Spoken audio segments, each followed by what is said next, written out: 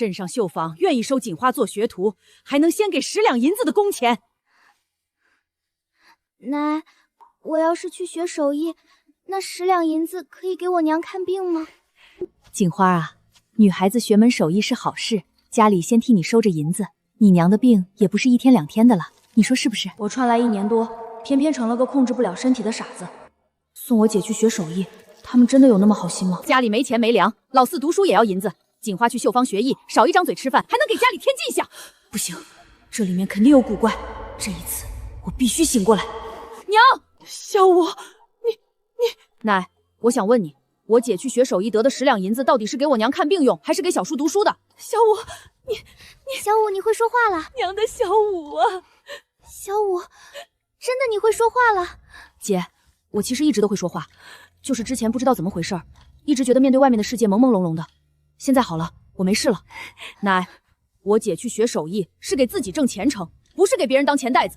这银子谁也不能替她拿。镇上绣坊愿意收我姐学手艺，还先给10两补贴，这本来是我姐的机会，可这笔钱到不了我姐手上。他们想拿这笔钱去供小叔读书，确实是一门顶好的事。既然这么好，婶婶怎么不让秋莲姐姐去？秋莲姐姐和我姐年纪差不多吧？谁要去什么绣坊？娘说了，去了那里就不是自己家的人了，以后什么都得听那个罗二叔的。秋莲，闭嘴！三嫂，小孩子家的，懂什么？别听秋莲瞎说。弟妹，这就是你说的好安排。说是学手艺，怎么去了就不是自己家的人了？不会是大柳树村村头那个罗家吧？娘，这事儿我绝对不答应。我是锦花的奶奶，我说了就定了。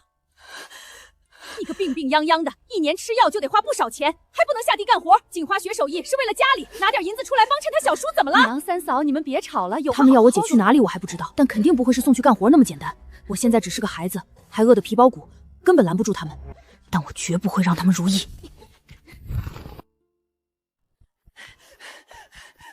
高大爷，高大娘，我家出事了！小五，你不傻了？高大娘，我奶和我婶要把我姐嫁给大柳石树村那个猎户罗老二，你快去帮忙劝劝吧。啥？罗老二？那人都30了，锦花不是过完年才14吗？你奶和你婶这是咋想的？小五，这事儿你快去找你爷过来，你爷应该在李正家里和其他人商量交秋的事儿呢。谢谢高大爷。何家傻子，你跑这么快做什么？不好了，奶和小婶要把我姐卖掉，爷你快回家看呐！何家要卖了何老三的闺女？不能吧？何老三可是为国战死的，家里就一个闺女一个傻儿子，这怎么能把何老三的闺女卖了？走，咱们去看看咋回事。爷，我是小五。何小五，你不傻了？哦，栓庄，外面是谁在喊啊？爷，何家的那个傻，何家小五来了。爷，不好了，奶和小婶要把我姐卖了。小五啊，大人的事儿你还不懂，你脑子又不灵光，想是听错了什么？爷，家里奶和小婶都闹起来了，要把我姐嫁给隔壁大柳树村猎户罗老二，就是那个打死2个媳妇的人，因为罗家肯出10两银子的彩礼钱。爷，这不就是卖闺女吗？小五啊，你不傻了？李正爷爷，我好了。昨天夜里我梦到一个白胡子老头，他穿着一身黑袍子，拿着个马尾巴毛杆子，冲着我脑袋点了几下，我今天就好了。这是道家得道的高人呐，那不是马尾巴毛杆子，那叫拂尘。小五啊，看来你是个有造化的。爷，你快回家看看吧。走，小五，你跟我回去看看怎么回事。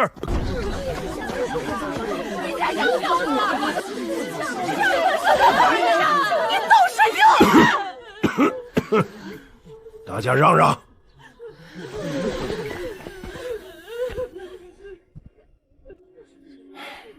你在这里胡咧咧什么呢？丢人现眼，四六不分的老娘们儿，还不赶紧闭嘴！爹，你误会了，娘也是为了锦花好。长辈还说着话呢，你上来插上嘴，让诸位看笑话了。我们何家绝对干不出来卖闺女这种事儿，诸位都放心。何叔，你说话我是信得住的。三弟去得早，之前小五又是个傻的，陈家妹妹和锦花过得不容易啊。何叔，你肯定比我们这些外人知道的清楚。是啊，要是三弟泉下有知，知道自己闺女嫁一个这样的人，他该多伤心呐！有我在，老三家的不会吃亏的。还好，爷看起来是个明事理的人。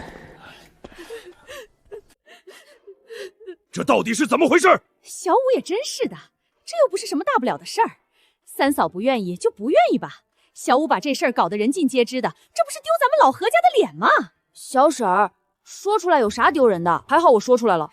要是真把我姐嫁过去，坐实了咱们老何家卖闺女，那不是更丢人吗？哟，小五真是不傻了，这说话一套一套的。老四媳妇儿，以后家里这种事你不要掺和了。你回镇上陪老四念书，好好照顾老四。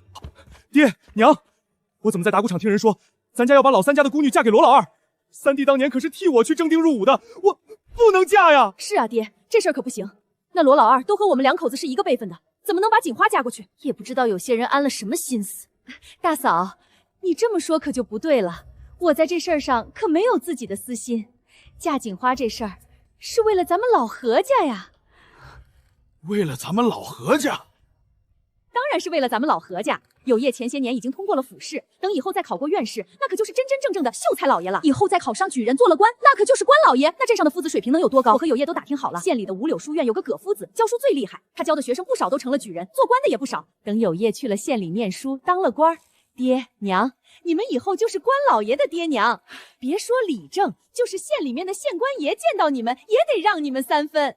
大郎、三郎、二郎、四郎，以后你们小叔就是官老爷，你们可是官老爷的侄子。你们想想，以后说亲，人那可不得高看你们一眼。是这个理儿，是这个理儿。小婶儿，你说了半天，小叔念书和我姐嫁人到底有什么关系？怎么没关系？去县里五柳学院，一年束修要10两银子。10两银子？你姐姐不嫁人，这个年岁上哪儿去弄这10两银子？咱们老何家怎么兴旺？世上竟有如此厚颜无耻之人！他这是把我姐拒亲，说成阻挠老何家兴旺。10两银子也太多了，咱们上哪儿弄10两银子？大哥，你可别忘了，有业以后可是要当官的，以后你家大郎和三郎那不得找个顶顶好的亲事？四弟妹说笑了，我们就是土里刨食的庄稼人，说什么顶好不顶好的亲事，娶个门当户对的闺女也就罢了。四弟妹，大嫂不愿意要好儿媳妇，我可愿意。以后啊，他小叔成了官老爷，可得好好把我们家2郎和4郎挑个好闺女啊！那是自然，二嫂。你说你刚刚当着那么多人面前会说什么？刚刚一口咬死把锦花嫁了，咱家不就有银子让有业继续念书了吗？这话以后就不要再提了，银子的事儿我再想法子。老四家的，你先回吧。爹娘，下个月初就是五柳书院报名的时间，就得交银子了。我先带着秋莲回去了。小婶儿，这是奶之前给你准备好的东西，让你带到镇上。老四媳妇儿，这是家里省下来的5斤粟米，是专门做给老四吃的。谢谢娘。那我和秋莲就走了。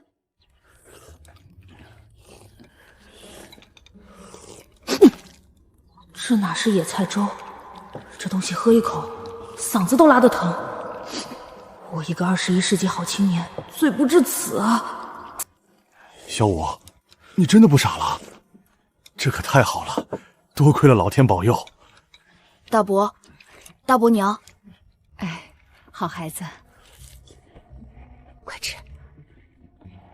家里实在太穷了，我还在长身体，天天吃这个，以后不会连1.6米都长不到吧？还有娘和姐姐，一个常年抱病，一个瘦弱成这样。不行，我得想办法改善家里的日子。怎么样，事情办成了吗？别提了，真是不知所谓。我可是要考科举当官的，锦花的事哪有我的重要？让她嫁个人怎么了？夫君别生气，我已经把时间告诉爹了。爹说想办法筹银子，家里凑了5斤粟米给咱们，我现在就煮了。啊！怎么了？这是啥？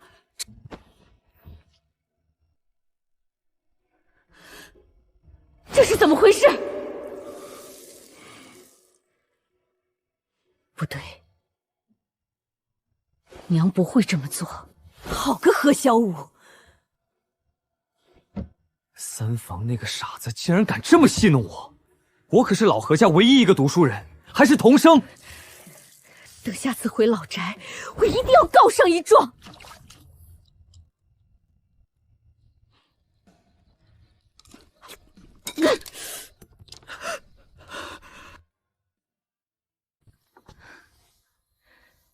小五，快过来让娘看看。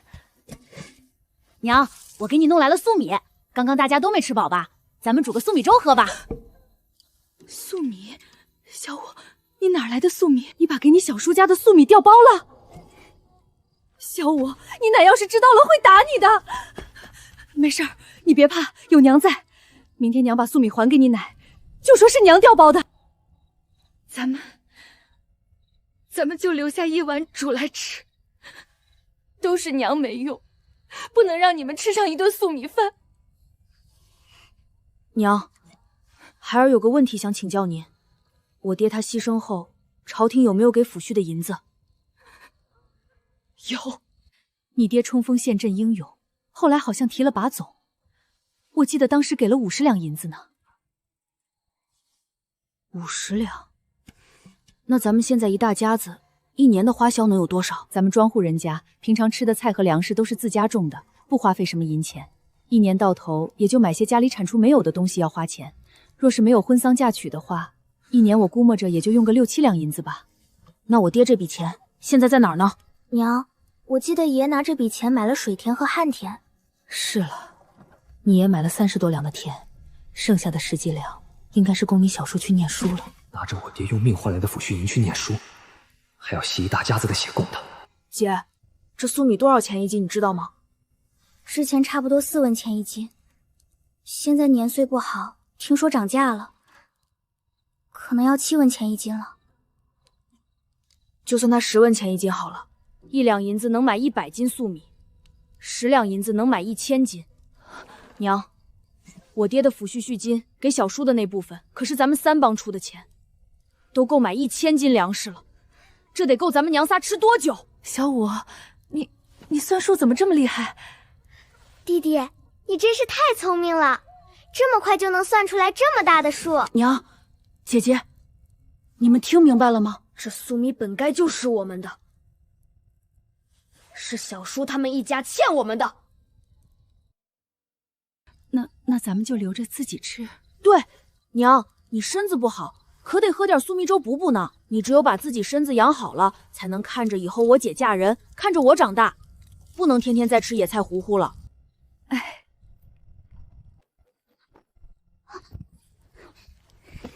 我姐看着瘦弱，这身手够快啊。三婶儿，是我。三郎啊，门是开的，直接进来就行。同样吃不饱，他怎么还能长这么高？三婶，这是我今天在田下摸来的鳝鱼，我们家吃了一半，我妈说了，三婶身子不好，要多补补，让我把这一半送来。我都已经烤熟了，直接吃就行了。谢谢三郎，婶子就厚着脸皮收下了。等以后婶子家有了吃的，一定让小五送到你们屋里。婶子，咱们两家客气啥？三哥，你把衣服脱下来放我这里吧，等我洗干净给你送过去。行，谢谢锦花妹妹。三哥，这鳝鱼是从哪里捉的？好捉吗？就在咱村水田里。这玩意儿可难抓了，村里所有的小子们都盯着呢。从开春抓到现在春秋，这鳝鱼都学精了。今天我忙活半日，也就抓了这一条。现在缺吃少喝，能入口的东西，果然都有人盯着。小五，你这真是好了。三哥，以后跟着三哥，三哥罩着你。这孩子成天在想啥？三哥难不成还是个山鸡哥的好苗子？唉。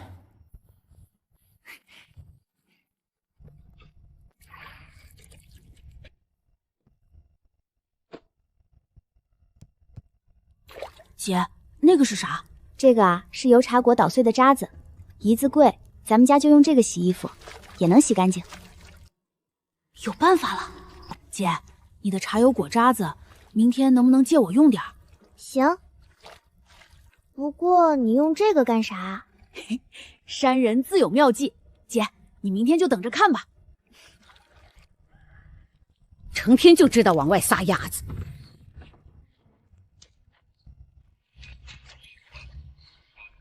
三哥，小五，你咋来了？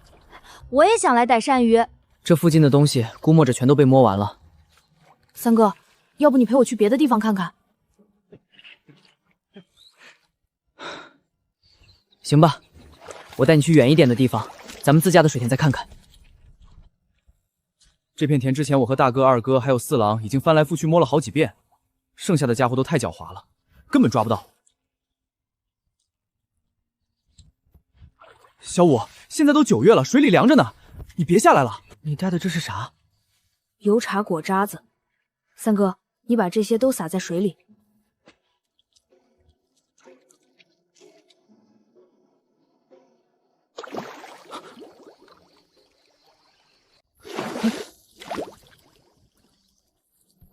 这，怎么才这么点儿？三哥，你把东西都捡上来吧。哎，好。小五，给你。三哥，咱们烤个鱼吃吧。我从奶的厨房里拿来了一点盐。小五，我来收拾鱼。三哥，咱们一人1条鱼，吃2条。一人1条鱼。上次我逮了1条鱼，交给奶，一家人每人就分到指甲盖大小一块鱼肉。小五竟然要分1整条鱼给我吃，我弟弟可真好。三哥，用这个吧。哎，小五，你放着我来。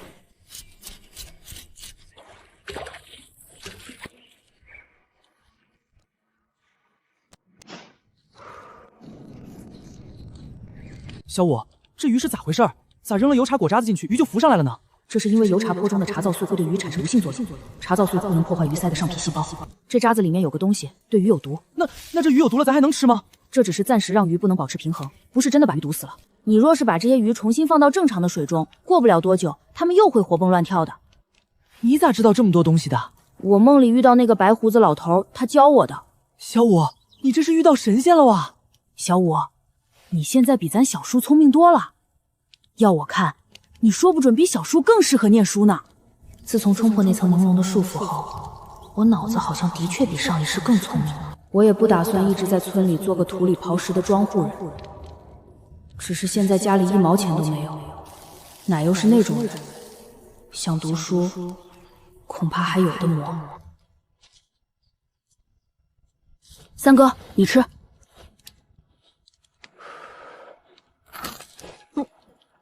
好吃，真好吃。果然烤鱼还得多撒辣椒面和孜然面才好吃。也不知道这大圣朝有没有辣椒和孜然。三哥，你说这鱼能拿去卖吗？能。高大爷赶牛车去镇子上，咱奶之前还让我娘搭车去卖过家里攒的鸡蛋嘞。鸡蛋能卖，想必鱼也能卖。走，咱们去高大爷家瞅瞅去。高大娘，小五，三郎来啦，走进屋。高大娘，多谢您和高大爷昨天过去帮我娘说话。大娘你就收着吧。这鱼从哪里来的？是小五抓的。昨天的事儿，是个有良心的人都会去的。咱们又是邻居，这么客套干啥？高大娘，我和三哥还有事想麻烦您家呢。您要是不收，那我可就开不了口了。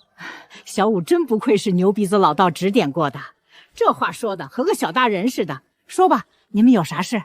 我们想借一下您家的板车用用。借啥板车？你们要去哪儿？我让你们高大爷赶牛车送你们去就得了。不用，我想弄点鱼，看看能不能卖了，给我娘买些药。行，你们想啥时候用就来拉走。高大娘，这些鱼您收着，剩下的也麻烦您帮忙挂起来风干。这东西不好往屋里拿，鱼腥味太冲了。行，大娘帮你们挂着。谢谢高大娘。三哥，明儿咱们起个大早，多抓点鱼，借了高家的车去镇上。光靠咱俩推车恐怕不行，还得把大哥叫上。这事儿只有你能做得到，就靠你了，三哥。你放心，我铁定把大哥喊来，保管不让别人发现。小五，这个桶能带不？能带。鱼死了就卖不上价格，是吧？对，得把活鱼运过去。走。小五，咱去哪儿？大哥，咱们绕着村里的水田全都走一遍，每块田只选一小块地方撒，不能全撒。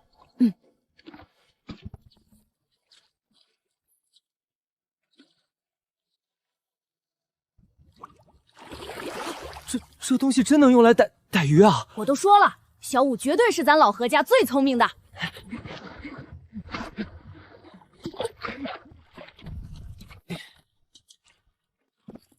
也不知道奶会不会在家发脾气。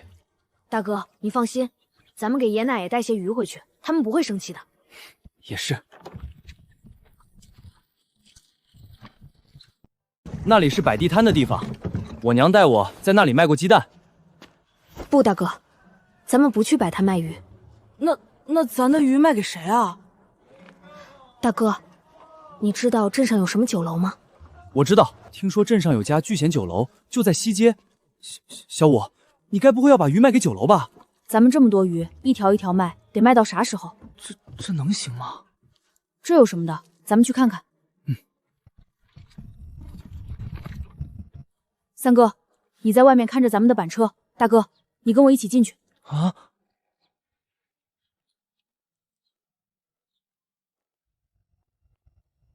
小哥好，我和我哥哥是从下面村里来的，一大早了很多新鲜的鱼，想问问你们酒楼需要不？新鲜的鱼都还活着吗？就在我们车上，都还活着呢。你们等会儿，我去问问我们掌柜的。掌柜伯伯好。小孩儿，你们的鱼在哪儿呢？在外面。掌柜伯伯跟我来。好，这些鱼我们酒楼都要了。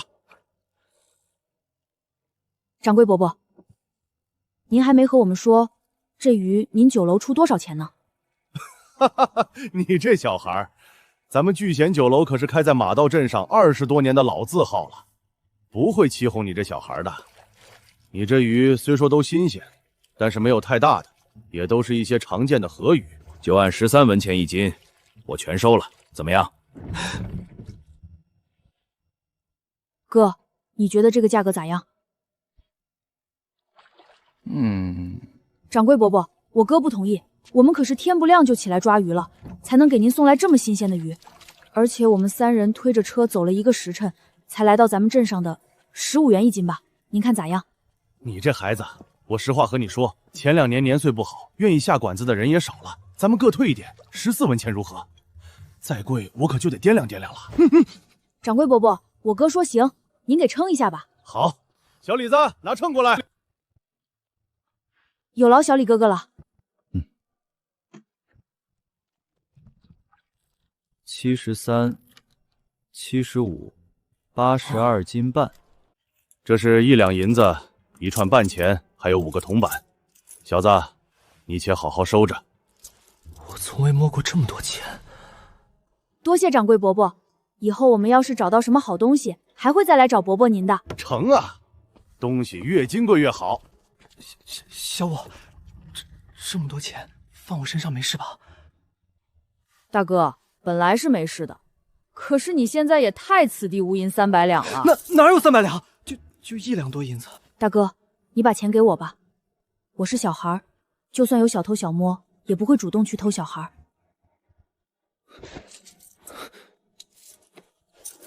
走，咱们去逛街。我想过文房四宝不便宜，可是这也太贵了吧！1刀麻纸50文，像样的毛笔大几十文。 普通墨块也大几十文，普通不掉花的砚质大几百文，更别提书了。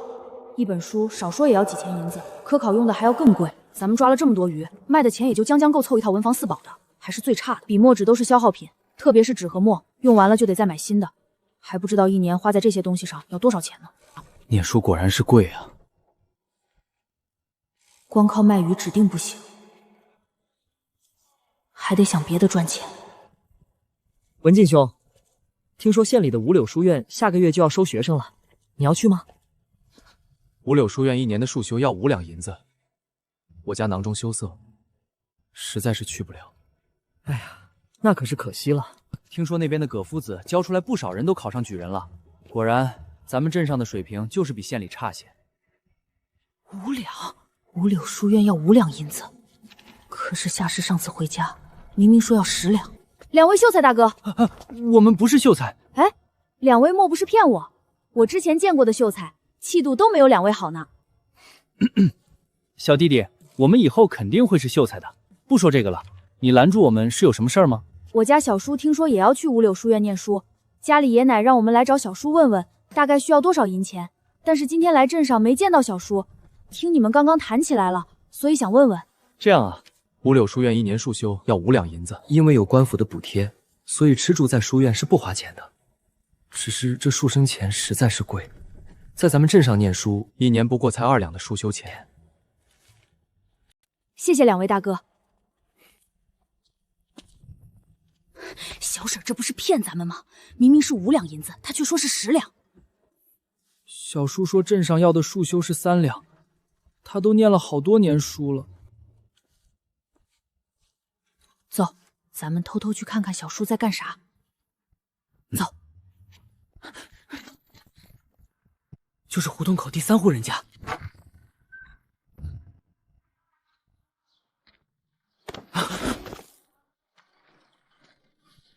跟上。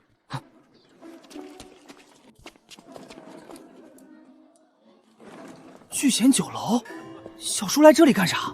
还能来干啥？肯定是来吃饭呗。他倒是吃得起。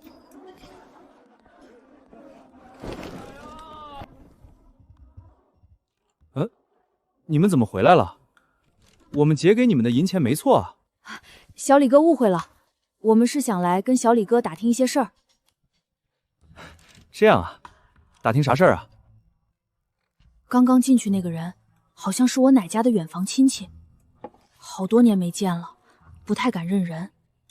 我想问问，他是经常来这里吃饭吗？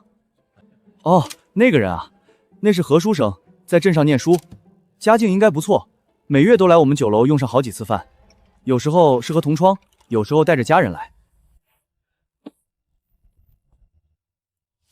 这个意思是何书生在天号1号吃饭，今天是他请客，客人有8个，点了好多菜来。这得花多少银子？要560文。我们酒楼这个价格算合理的了。你看何书生点的菜可都是硬菜，八宝葫芦鸭、山羊头蹄、汆鸡软脱汤，这些东西处理起来都费功夫。他们还点了酒，500多文真不算贵的了。谢谢小李哥，我们可算长见识了。那这个何书生请的人都是谁啊？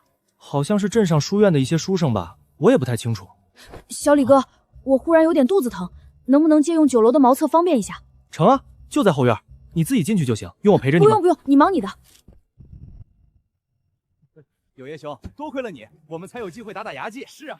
这等小事，诸兄何必在意？诸兄该吃就吃，不用在意。来，咱们举杯，敬有叶兄。原来是在这里打肿脸充胖子呢。小五，你肚子咋样了？三哥，我没事，咱们走吧。小叔太过分了！要不是小吴点醒我，我还得一直蒙在鼓里，给小叔打一辈子长工。走，咱们先回家。小郎君，想不想吃个热乎乎的大肉包子呀？咱家的包子都是新鲜肉做的，喷香喷香。咱快走，站在这里越站越饿。叔，您这包子咋卖的？肉包子5文钱2个，素包子3文钱2个。小五，别买了，咱们回家吃饭。三哥，咱们一大早就起来，饿着肚子忙活了这么久，吃点东西是应该的。大叔，给我来16个素包子，12个肉包子。好嘞。好嘛，刚到手热乎的55个铜板几乎全花出去了。小郎君，给你，咱这里有座位，几位小郎君可以坐在这里吃，茶水免费。大哥、三哥，喝茶。好喝。肉包子你俩1人2个，我1个；素包子1人2个，剩下的回去带给大伯和我娘他们。小五，你吃肉的，大哥不爱吃肉的。你可拉倒吧！有一年过年的时候，奶做的1碗扣肉都馊了，你馋的还是吃了好几片，拉了1晚上肚子，你忘啦？当着小五的面，你会说啥子？大哥，我吃不完。好吃，真好吃。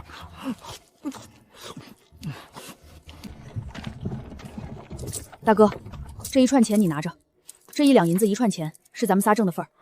这点子是我出的，我拿500文，大哥、三哥都出工出力了，一人300文，眼下这1两银子还分不开，而且我后面还想做别的，需要本钱，不知道大哥、三哥意下如何？这怎么行？绝对不行！这都是你挣来的钱，我们咋能要？大哥，给你就收着吧，你都快要说亲了，以后多攒点零花钱给未来的嫂子花。办法都是小五你出的，就算给钱，我们兄弟俩总共300文进够了。行，那听你们的，钱我就先留着，记好账。后面看看咱们用这个作为启动金，还能做什么再挣点钱。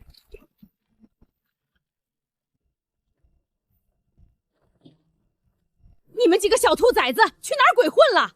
把家里的盆桶都拿走了，害得家里一天都没得用，白养你们这么大，一天天不知道干活，只知道瞎捣乱。奶，我们出去抓鱼了，你看，这是我们抓的鱼。赶紧去给我把盆刷出来，一股鱼腥味儿，还怎么让我用？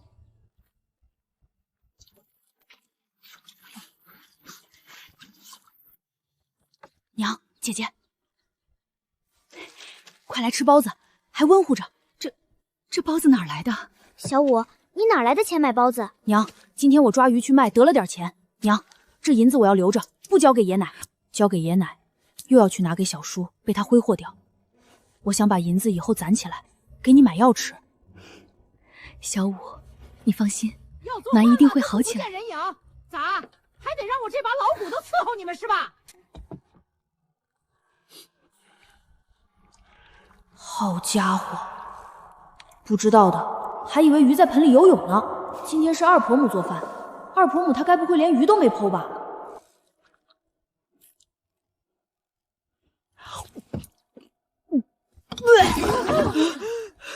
这鱼咋这么难吃？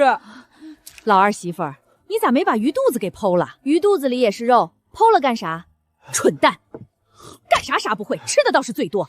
好好的鱼都被你白瞎了。爷爷奶，咱们在家里平日连个鱼都吃不上，小叔在镇上的酒楼经常大吃大喝呢。什么？这咋可能？咋不可能？我们都亲眼看到了。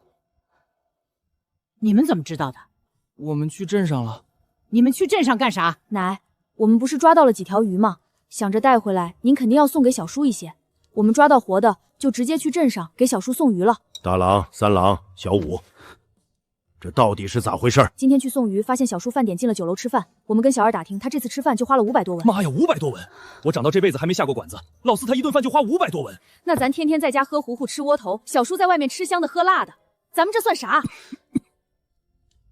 几个孩子什么都不懂，说不定这事儿有什么隐情。爷，这都是我们亲眼看到的。小叔请了一桌子人吃饭。你小叔是读书人，这以后要是考出来做了官，同窗之间的情谊可是很深厚的，说不得要维系关系，以后也是个助力。爷，考上秀才才只是拿到科考入门的门槛，更何况小叔还只是个童生。小五，你刚刚说的是啥意思？啥门槛的？大伯娘，就是考上秀才的人才有资格去参加科举，等考上秀才去省城再参加乡试，考过了成了举人才有做官的资格。原来考上秀才还不能当官啊！读书当然不是容易的事儿，要是这么简单，那不全都去做官了？神婆都给老四算过了，老四可是有大出息的，你们难不全都忘了？既然都说到这儿了，那就再浇把油。爷奶，还有个事儿，我们在镇上打听了，去五柳书院只要1年5两银子数亨。什么？那上次老四媳妇怎么来家里说1年要10两？水泉啊，你先坐下，这里面可能和四弟有什么误会。你儿子眼瞅着就得说亲了，啥都没给他攒下，咋？难不成你要替别人打一辈子长工？老大媳妇儿，大郎也是我孙子，大郎娶媳妇儿家里肯定不能不管。管拿什么管？就家里那仨瓜俩枣的，能娶什么好的媳妇儿？爹，没有这么不地道的事儿。四弟说不得用这个法子攒下了不少钱。二伯真聪明，听说镇上的束修是2两银子1年，也不是小叔说的3两呢。别吵了，都先吃饭，等下次老四回家，让他把这事儿给解释清楚。哎呦，你是不是傻？你没听小五说什么吗？这么多年，老四家也不知道妹下家里多少银子。树峰1年多要了1两，他这都读了10几年书了。还有，每年还要3两银子的笔墨纸砚钱，还要5两银子的租房钱，说不得这里面也有什么猫腻。我告诉你，何有田，你这次要是不站在我这边，老娘和你没完！娘，你刚刚是不是没吃饱？娘，你吃点包子吧。哪来的包子？刚才饭桌上说的那些事儿都是小五去问的，钱也是小五挣来的。这个小五是有个大运道的，他可是有神仙保佑的。以后三房要是有啥事儿，能帮忙的，咱就去帮把手。爹娘，小五是为了给三婶挣钱买药，你们可不能把他给卖了。你爹娘是那种人吗？爹娘不会给三弟妹银钱治病买药的。三弟妹这个病又不是疾病，需要常年调理，也是难为小五了。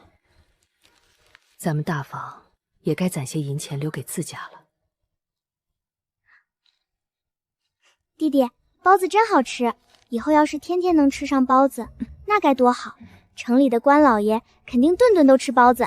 姐，这算啥？以后等我再赚了钱，带你和娘去镇上酒楼吃饭。酒楼里有啥？也是包子吗？八宝葫芦鸭、翻羊头蹄、汆鸡软脱汤。娘，姐姐，以后我要赚大钱，我还要去念书。小五，你既然这么有志气，娘来给你想办法。不用，娘你每天养好身体就成。读书的事儿，我自个儿想办法。弟弟，爷和奶不会答应的。供你小叔念书，家里都花了这么多钱了，再供一个人，所以我打算自己想办法。姐，你以后就在家照顾好娘，这事儿千万别先声张出去。好。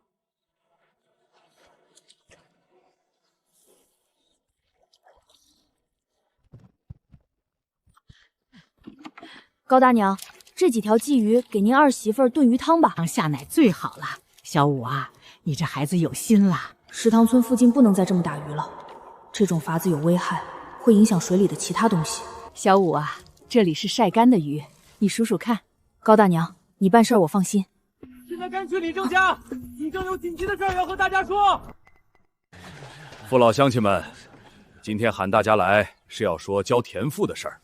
前2年年岁不好，咱们粮食收的也不多，大伙儿还得勒紧裤腰带交田赋，着实辛苦大家了。今年就好些了。不过我听我家小虎说，今年来收田赋的税吏不是原来那个人了。各位叔伯婶子，大家也都知道，税吏这官虽然不过是个芝麻大小的官，但是却正好管着咱们。因此我有心和新的税吏搞好关系。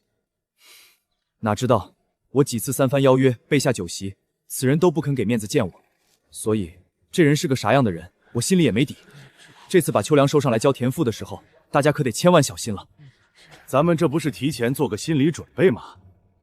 事情未必有大家想的这么坏。再说今年秋粮多，大家也都能把田费交上，不用太害怕。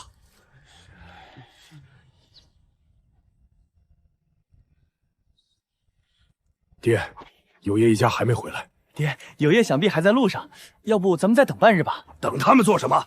咱们现在就去收粮。得，偷懒偷不成了。秋收干的是力气活，得吃点顶饱的。锦花、小五，你们去给你爷、你大伯他们送过去，把那罐子里面装好的水也带过去。姐，走。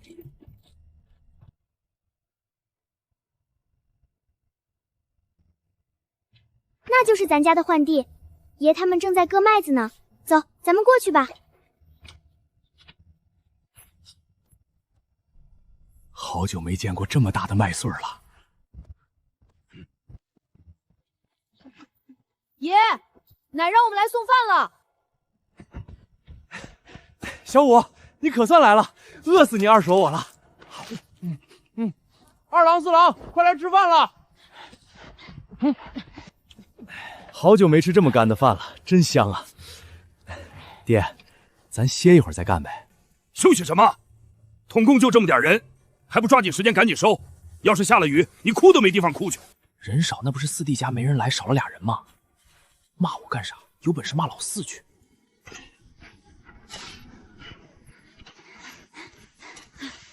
弟，你先歇会儿，我再去找找。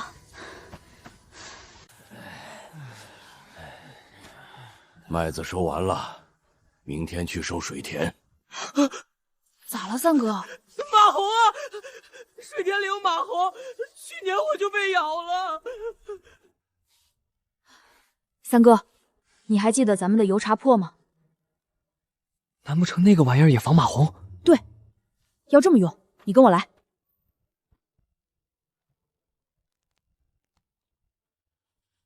泡一夜，第二日一大早，把这些泡完油茶缸的水洒到田里就行。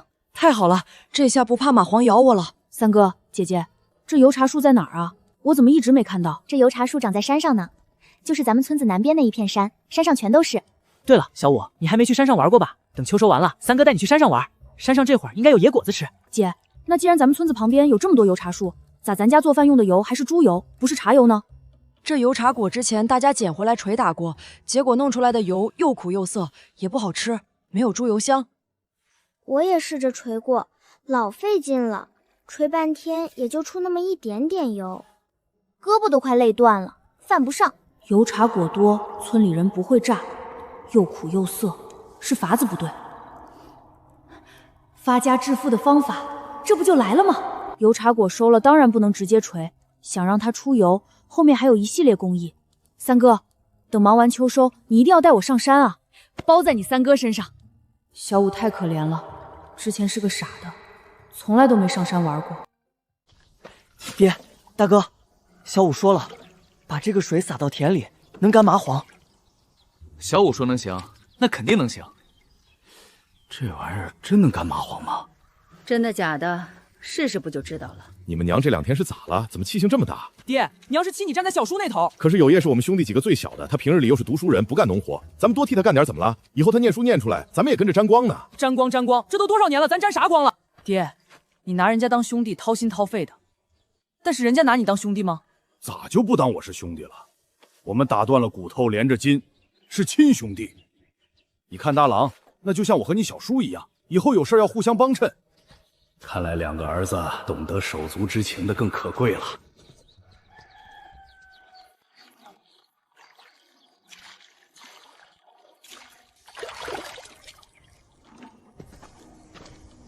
古时候，人间本来没有稻谷，多亏一条聪明的天狗，从天上沾了一身谷粒来到人间。它过天河时，身上的稻谷都被洪水冲走，只有高高翘起的尾巴发上还剩一点点。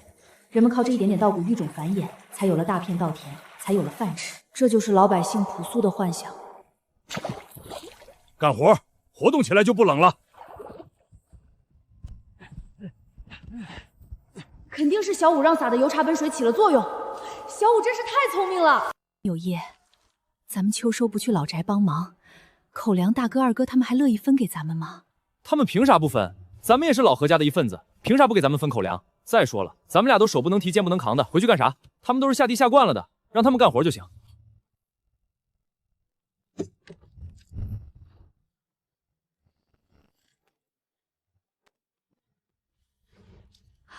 拿上来，已经56两了。我上次回家可是要了10两银子呢。哎呦，我的心肝儿，你做的对。咱们看上的镇上那个宅子要60两，等下个月老宅把银子送来，咱们立刻就去订宅子。不过我看今年家里的光景确实不咋样，夫君还想去县里的五柳书院念书，也不知道老宅能不能凑上这10两银子。这有什么难的？不过是老宅那些人再从牙缝里抠抠罢了。真不行的话，让我爹卖地呗，家里好多地呢。爹说这7、8日时间是家里收粮食的时候，咱们等这几日过去了再回家。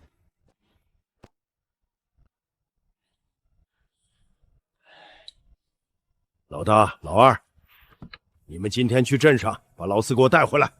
昨儿刚收完粮，爹，我现在浑身上下都疼，去镇上还要走这么远。爹，给几个子儿呗。去镇上这一来一回的要1个时辰多，给几个子儿，让我们在镇上吃一口呗。你馋鬼托生的啊！这么大个人了，干啥不行，吃啥没够。怎么爹和二叔走了这会儿就回来了？你是？你是何老大家的三郎吧？上次见你，你才10岁呢，这又是4、5年过去了。陈大舅，大哥，小妹，大舅，我是小五。小五，小妹，小五他不是……我好了，我已经不傻了。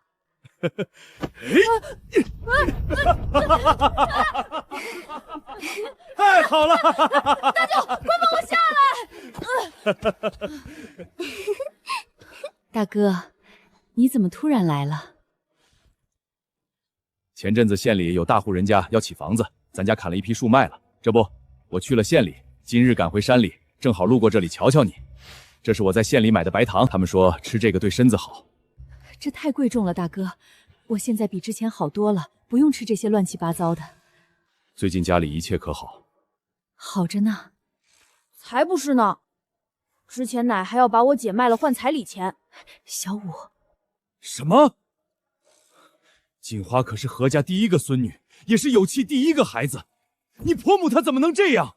现在都没事了，大哥。我婆母现在不这么想了。小妹，我这就赶回山里，得让咱娘来看看你。锦花、小五，这次大舅来的匆忙，没给你们带山里的果子吃，下次大舅来给你们一起补上。等大舅2天，7日后各个镇上要办秋社呢，今年收成好，到时候大舅带你们一起去看。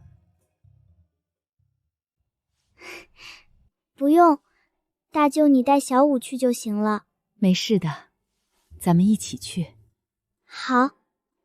秋社，看戏，商机来了。大舅，山里都有啥果子啊？可多嘞，山里红、山葡萄、柿子、酸枣，你想吃啥？山里红。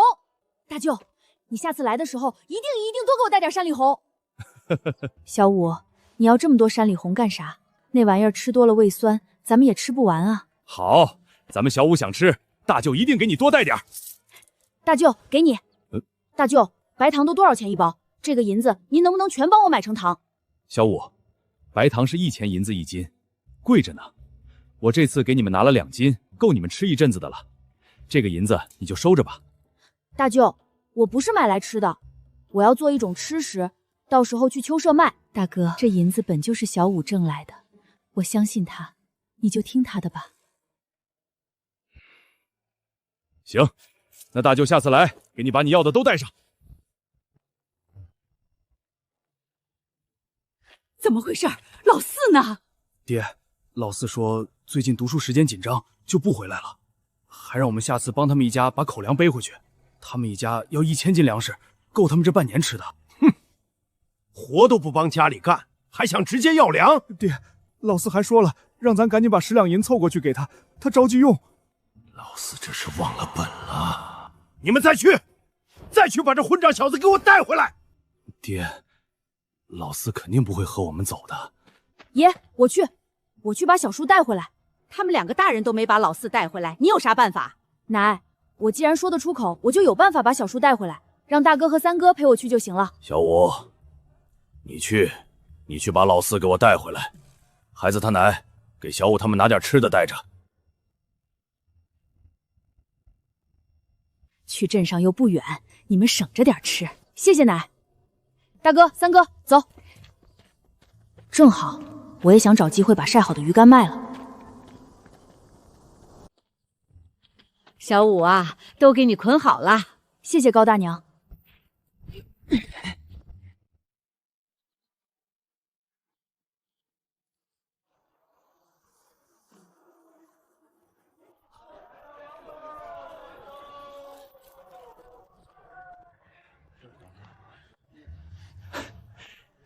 你们又来了，这次有什么好东西吗？不是什么好东西，就是一些鱼干罢了。想看看秦掌柜的需不需要？燕儿，读书你也不好好读，让你跟着秦掌柜学算账，你也说学不会，你到底要做什么？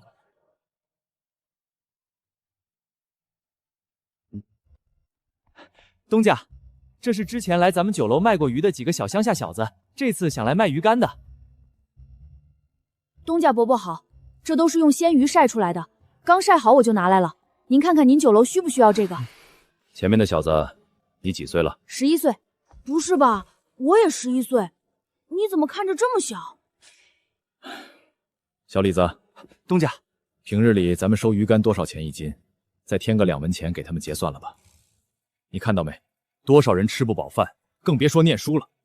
你既然有机会能去念书，还不努力？林夫子教你诗词的笔醒对当，你看你都学成了什么样子？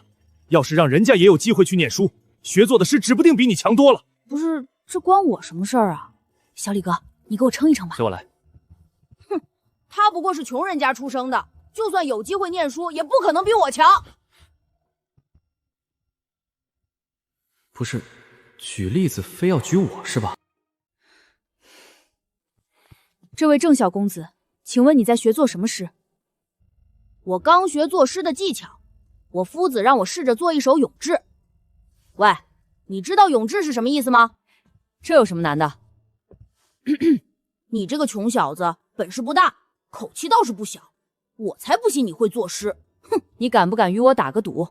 什么赌？我若是不能做出诗来，我就把鱼竿都免费送与你家。哥，咱听小五的。我若是能做出诗来，你要付给我2倍的价钱。2倍？太少了，不如就算5倍吧。行啊，那本公子就和你打赌。没想到在这马道镇上还能看到这么有意思的事。天方，你怎么看？以在下看来，这不过是农家小子的哗众取宠之计罢了。一个毛都没长齐的娃儿，还叫嚣着会做咏志诗，咱们且听着吧。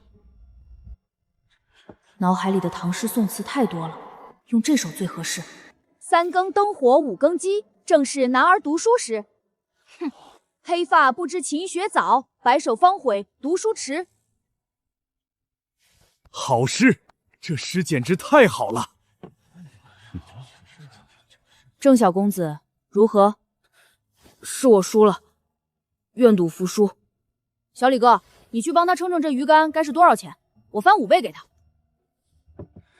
你看到了吗？人家还没正经上过学呢，你以后可得给我上点心。知道了，爹。你叫什么名字？何明峰。你真没念过书？没有，家里穷，念不起。没上过学，你咋学会写诗的？听过几出戏本子，自己琢磨的。你不念书真是可惜了。这位小友，你可有想过要念书？想过，总有一天我会去念书的。有志气，不愧是刚刚写出那首诗来的人。你若是愿意来县里念书，便去找葛夫子。他应该不是普通人。这个时代，只做生意固然能成为富家翁，但唯有登上庙堂之高，才能让我和家人不受压迫，不被时代洪流摧毁。天方，我们该回县里了。这俩人是谁啊？听说话，这2人是县里的，今天还是第一次来到咱们酒楼。东家，我称好了，一共是32斤5两的鱼竿。咱们平常收的价格是32文一斤，东家您说每斤多添2文钱，那就是34文一斤，32斤5两就是1105文。2大捆鱼竿竟然这么重，大哥和三哥每人背了10几斤，一路都没喊累。愿赌服输，翻5倍，是5两银子525文。燕儿，这银子我掏还不成吗？我把我这半年攒的零花钱都拿出来。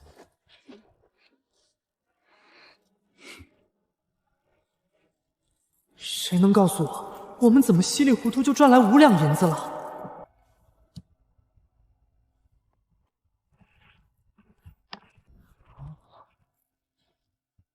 何明峰，我记住你了，以后没事来镇上记得找我玩。好，这小胖子人本质上还不错。小五，我这不是在做梦吧？你快扇我一巴掌！5两银子，都赶上家里人1年的花销了。你和别人打个赌就拿到了。三哥，你没在做梦，这是真的。要不你把银子保管着？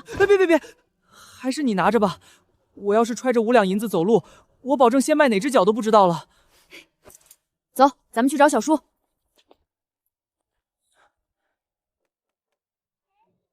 是我，秋莲，你大郎哥。爹娘，老宅来送粮食啦！送粮食？送什么粮食？粮食呢？什么粮食？当然是新收的秋粮啊！怎么，你们不是来送粮食的？小婶儿，我们可是走了一路，还没吃饭呢。你看，我们就站在这门口说吗？你不让我们进门吗？没带粮食，你们就回去吧。小婶儿，爷让我们来问你和小叔，为啥秋收不回家帮忙收粮？是不是想偷懒，不干活只拿粮？你胡说什么？赶紧进来！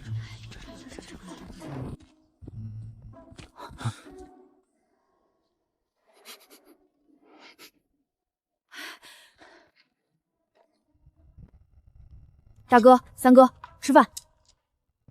谢谢小叔。三郎、小五，你们这是干啥？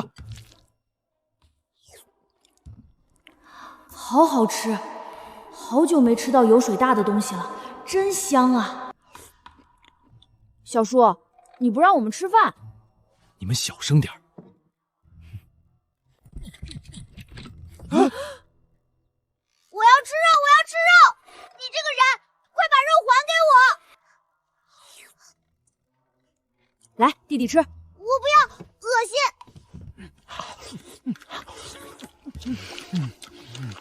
你们快从我家滚出去！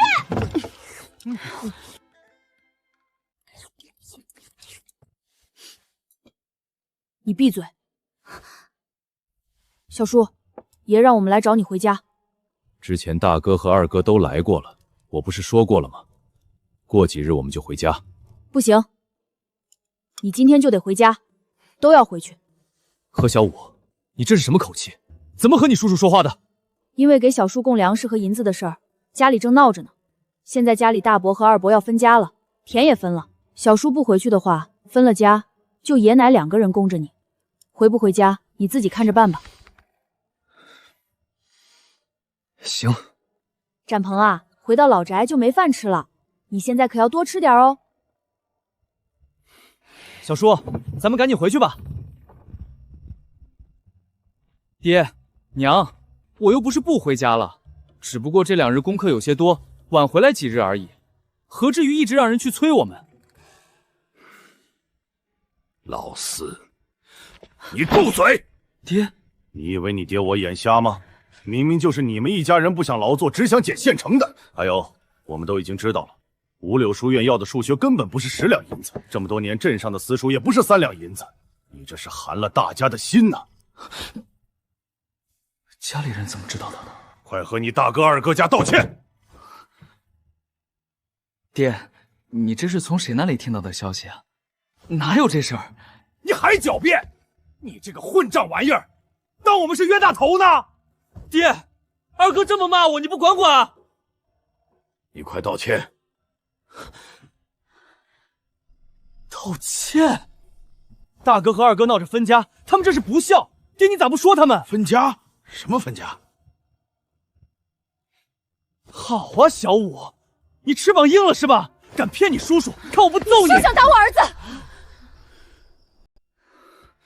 三嫂，你让开！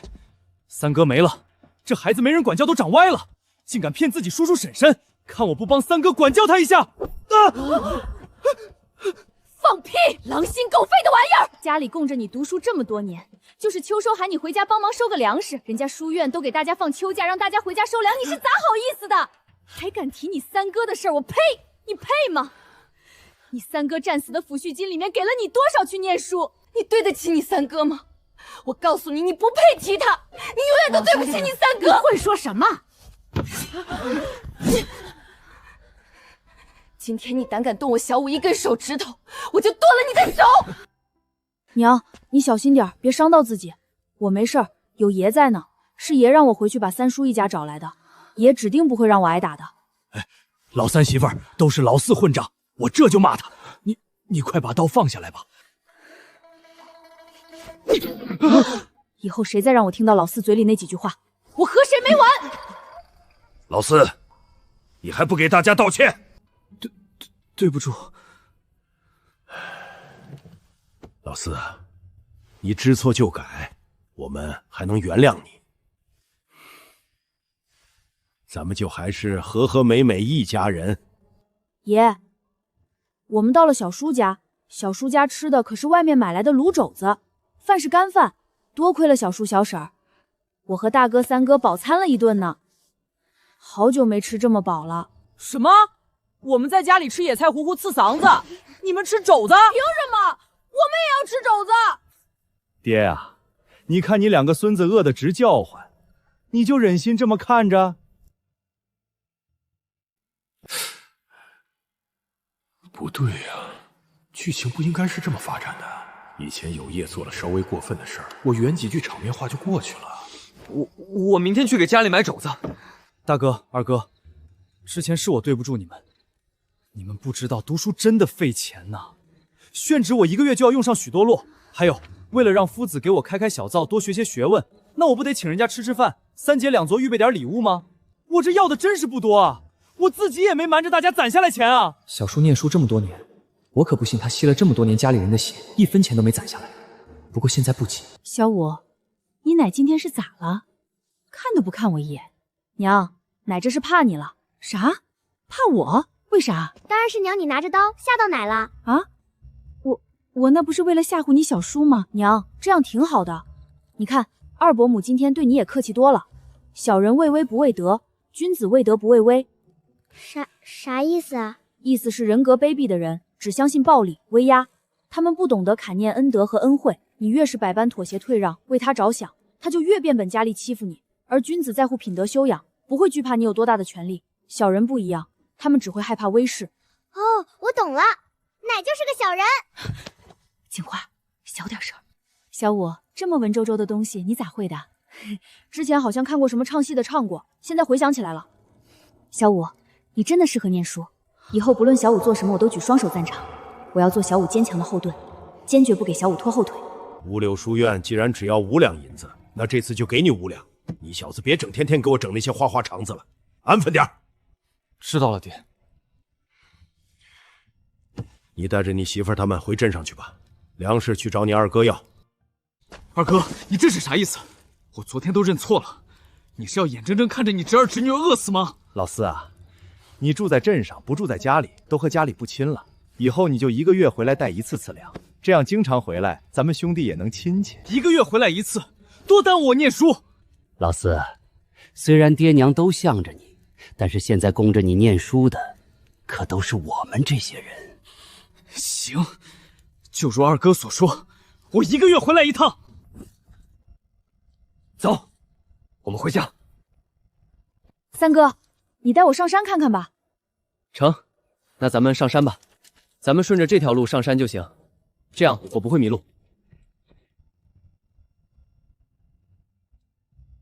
这玩意儿看着好看是好看，可惜最多也就是吃2、3个解解馋，太酸了，吃多了烧胃。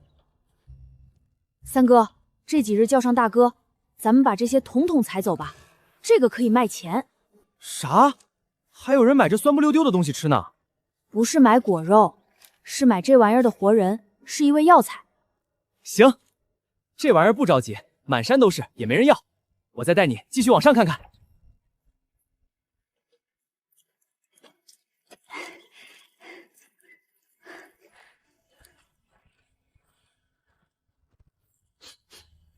咋了，小五？三哥，你有没有闻到什么香味儿？好像是那边。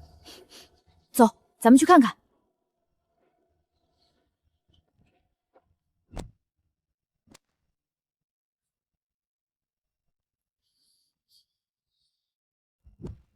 小五，这挡路的灌木太多了，你跟在我后面走我开出来的道，小心别再被划伤了。好。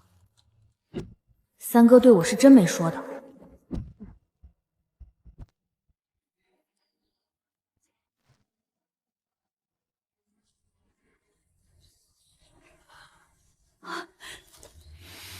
好香啊！哥，咱们采点桂花回去吧。桂花蜜、桂花糕、桂花酒都是能卖钱的好东西。哎，好。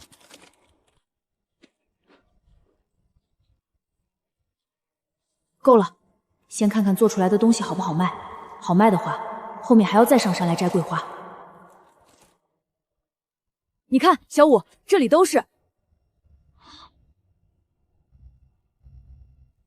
发财了，蘑菇。现在还不到霜降，这些油茶果还不能摘。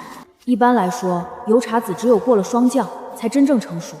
油茶果以果子内乌黑时采摘为好，自然落地的更好。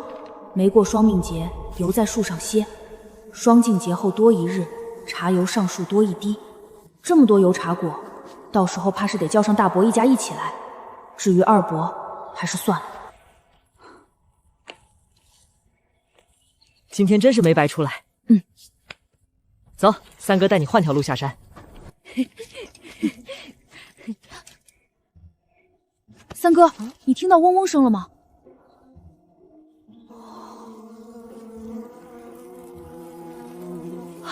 小五，你看，真是打瞌睡了，有人送枕头。我刚刚还在想去哪儿弄蜂蜜做桂花蜜，这不，现在就来了。不过摘蜂窝很危险，一定得做好准备才行。要不，咱们把它摘了吧？摘是能摘，但是得做好准备。三哥，你先随我来。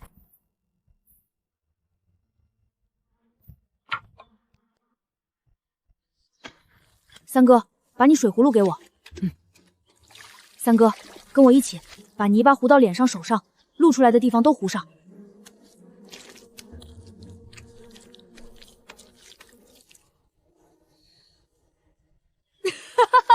小五你，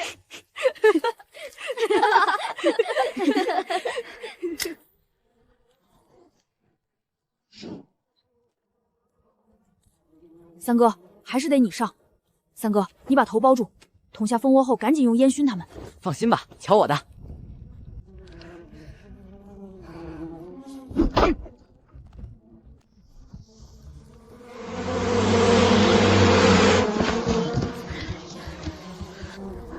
三哥小心！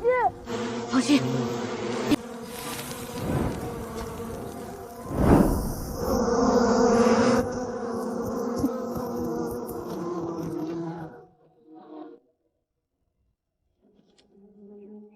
小五，蜜蜂走了。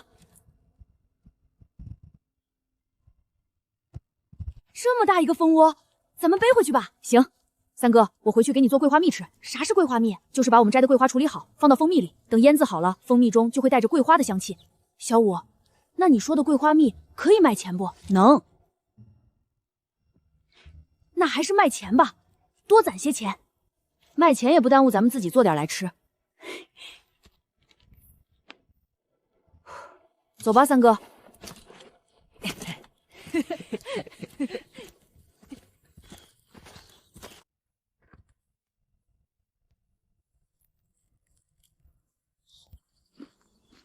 这味道还有一点菠萝香气。娘，你看我们摘了啥？三郎，你带你弟弟干啥去了？看把你弟弄的，咱脸上都是泥。哎呀，娘，你先别管那个，你看看我筐子里有啥？看我多厉害，摘了一个这么大的。哎呦，娘，你干啥打我？小兔崽子，你敢带着你弟去干这么危险的事儿？我让你这么大胆子！娘，我错了。大伯母，不怪三哥，是我想让他摘蜂窝的。你看你弟弟还帮你求情，你弟弟要是被蜜蜂蛰了咋整？你对得起人家吗？娘，我真错了。大伯母还是挺彪悍的，这么看，我娘好温柔啊。我在小五心中英明伟岸的形象啊，就这么被我娘揍没了。其实从来都没有这个形象。哎呦，疼！上次和郑燕打赌赚了5两银子，5两银子对农家来说不少，可对我要念书这事儿来说远远不够。镇上束修要2两，笔墨纸砚加起来少说也得2两左右，还要买书，娘和姐姐还有我自己也得吃些有营养的东西。打赌这种机会只有一次，光靠卖鱼干挣不起念书的费用，所以一切能挣钱的东西我都不能放过。桂花香囊、桂花蜜、桂花酒、桂花糕。桂花糕要等秋社当天做当天吃，其他的都要提前准备。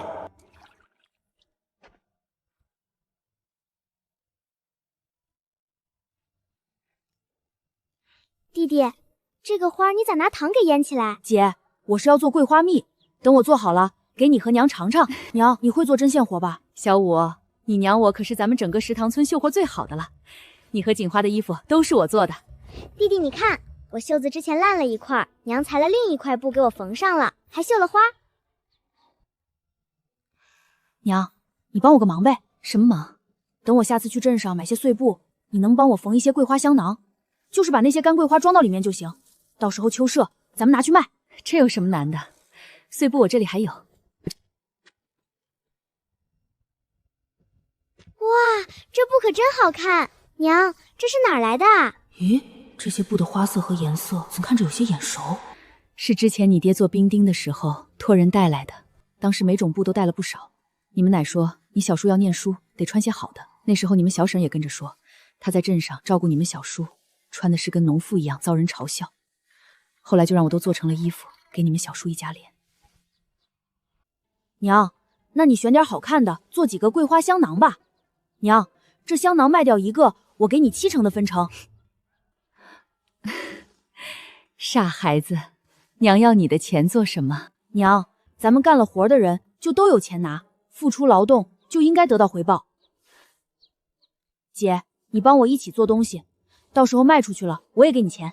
真的？我保证。等东西都卖出去了，姐你有了钱，自己想买点啥就能买点啥了。我不用买啥，我就想买根过年的红头绳。娘，你想买什么东西？娘想买几尺布，到时候给你和锦花一人裁一身新衣服。娘，姐姐，今年过年我一定会实现你们的愿望。小五，我来帮你一起吧。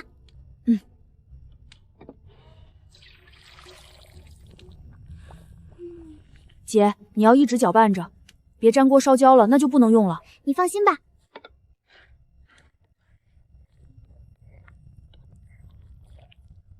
姐，撤下来。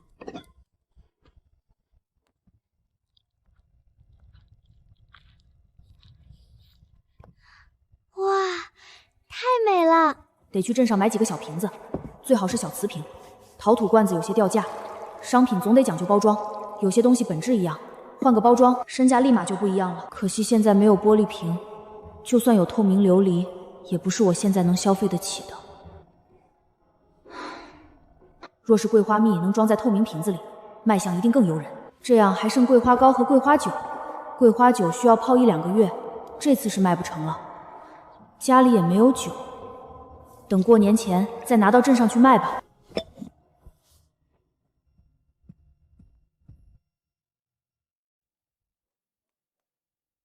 三哥，你在不？在，门没锁，你进来就行。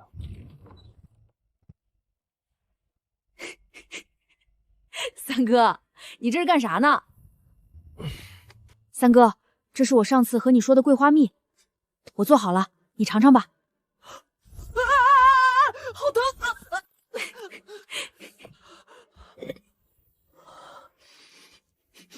吃这个要用干净无水无油的勺子挖，进了水和油，很快就会坏掉。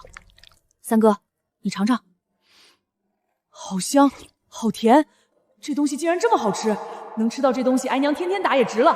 下次我还敢捅蜂窝。小五，这个拿出去卖，肯定很受欢迎。咱不留了，全卖了吧。剩下的净够我卖了。这罐是给三哥你吃的。三哥这次可是立了头功，当然得有三哥吃的。小五对我太好了，小五就是我亲弟弟。三哥，过几日镇上办秋社，我还得让你跟我一起去帮忙呢。我想在秋社弄一个套圈游戏，我们弄点东西给别人套，套中就可以拿走，到时候再看。这套圈游戏也太有意思了，包在我身上。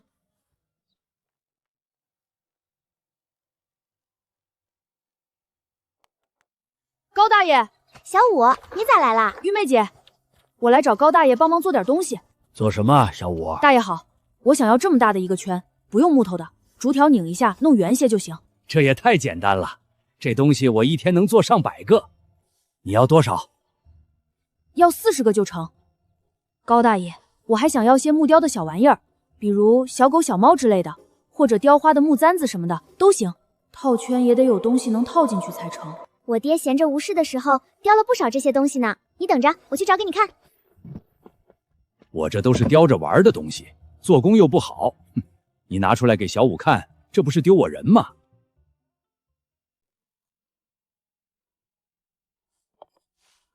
好家伙，高大爷，您做的这也太好了。不过是些哄小孩子的小玩意儿罢了。小五，你喜欢啥，你自个儿挑吧。高大爷，我想从你这里买些木雕。说什么买不买的，这些都是我帮人做家具剩下的边边角角。我想着这些边角料反正也做不了什么能用的东西，就顺手都做成了这些小玩意儿。这东西又不值钱，你看上什么随便挑。高大爷，我是想拿出去卖给别人呢，咋能从你这里不要钱拿走？我爹做的这些也是想卖出去呢，结果哪有人买呢？高大爷，您说个数吧，我花钱买，加上做40个竹圈的钱，您要是不收钱，我可不敢找您帮忙了。那100文，你都拿走吧。盒子里少说有30来个小木雕，这样算下来才几文钱一个。高大爷，你这收的是不是少了些？木料都是之前我攒的边角料，雕的也容易，没什么复杂的。高大爷，我还想找您做几个这样的木剑，再来几个木簪子，最好上面的花色是不一样的，比如有梅花的、桃花的。这有什么难的？2种东西我一样再给你做6个吧，加上40个竹圈，算你60文。不过小五啊，这东西可没你想的好卖，你真要花这么多钱买这些东西吗？高大爷，您只管帮我做就好。我先给您120文，剩下的40文我拿到了东西再给您。没问题，这点小东西明天傍晚就能得了。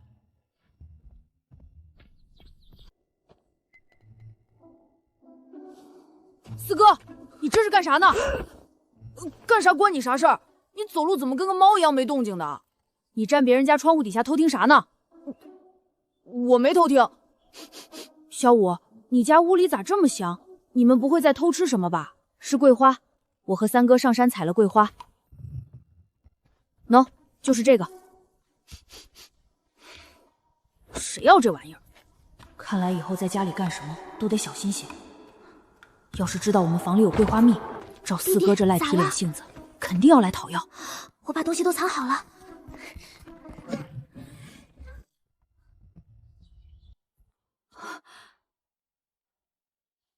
高大爷，您做的太好了。这才哪儿到哪儿。之前我给镇上员外家做8步床，那雕花才算精致嘞。小五，这是干啥用的？娘，姐姐，咱们来玩个游戏吧。娘，姐姐，你们拿着这个圈去套地上的东西，到时候套中了就可以带走。还能这么玩？哎呀，一个都没中。小五，别人套中了就能带走，那咱们岂不是亏了？娘，您自己先试试再说。小五，我这个算吗？不算，得完全把东西套进去才行。看来这套圈不是这么容易的。我打算到时候10文钱10个圈送2个，20文20个圈送5个。不如咱们把有些木雕染个色，比如雕花的簪子，上头的花可以染成红色的，更好看。这个提议好，还是姐姐聪明。那这个任务就交给姐姐你了。我行吗？怎么不行？姐，我相信你，你就放心大胆的去做。哎，好，那我试试。既然小五放心交给我，我就一定得把这事儿做好。妹子，家里人来看你了。是大舅，大舅来啦！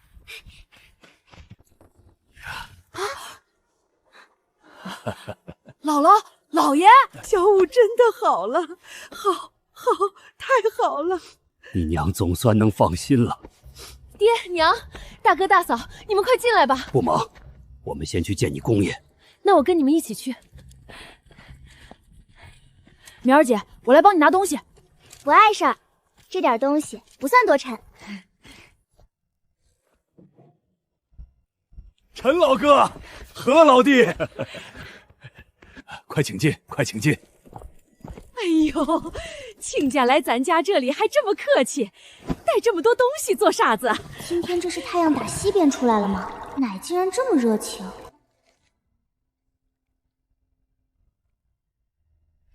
好香啊！这水真香。何老弟，这是我们山里自个儿家的产产，留着给你尝尝。陈老哥费心了，家里什么都不缺，这些东西你带回去吃吧。亲家，你们俩对我们闺女和外孙外孙女儿那是没说的，就是他们一家子人自个儿不争气。你们看看，这俩人瘦得和竹竿子似的，还有我那不争气的闺女，脸色那个白。我知道亲家你们肯定不会对我闺女他们不好的，都是他们自个儿身子不争气，身子弱。这不，这些东西是我专门带过来给他们补身子的。我奶指定以为姥姥姥爷带来的东西是给他们两口子的，再不济也是给一大家子的。等姥姥姥爷走了，他就能自由分配。这些东西少不得还要送去镇上给小叔。没想到姥爷直接阴阳怪气起来了，这下就算奶脸皮厚，真想把东西要回去，爷爷绝对不会答应。这东西我一定让老三媳妇都收好，留给他们一家人补身子。何老弟，我们先去我闺女房里瞧瞧，等过会儿我再来陪你喝酒。去，应该的。好沉。我来吧。我以后还是好好念书吧，还是念书适合我。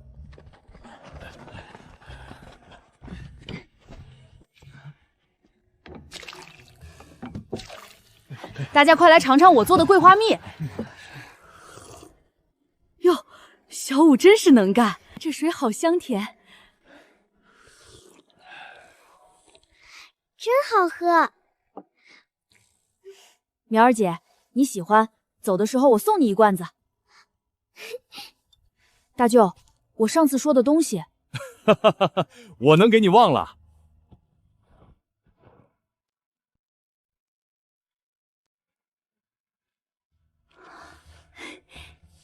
这是你要的糖，这些都是咱家平常攒下来的东西，这次一股脑都拿给你了，不值什么钱。爹娘、大哥、大嫂，我的日子其实过得也挺好的，这些都用不上，你们带回去吧。你这个孩子一直报喜不报忧，要不是你大哥上次来看你，我们都还蒙在鼓里呢。你那个婆母，我话都不想和她多说一句。还得去镇上买瓶子。既然要去镇上，也不能白跑。糖葫芦还是等秋社前一天晚上做，今天先做糖雪球。姐，苗儿姐，今天咱们做的这个东西叫糖雪球。小五，你咋把糖都倒锅里了？这是做什么金贵吃食啊？苗儿姐，你等着瞧吧。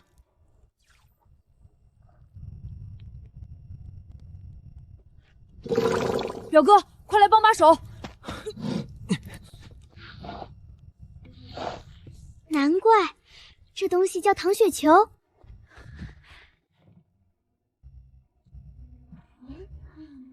这是咱们带来的山里红，外面这白白的是什么？娘，外面是糖。苗儿姐，你快咬上一口尝尝，等糖化了，只剩山里红，就没有那么好吃了。真好吃。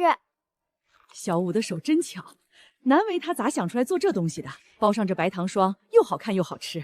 一部分留给陈家人吃，另一部分我打算拿到镇上去卖。镇上是不是很热闹？我也好久没去了。小五说聚贤酒楼可气派了，等到了镇上，你们就知道了。聚贤酒楼可大了。走，咱们先去聚贤酒楼看一眼。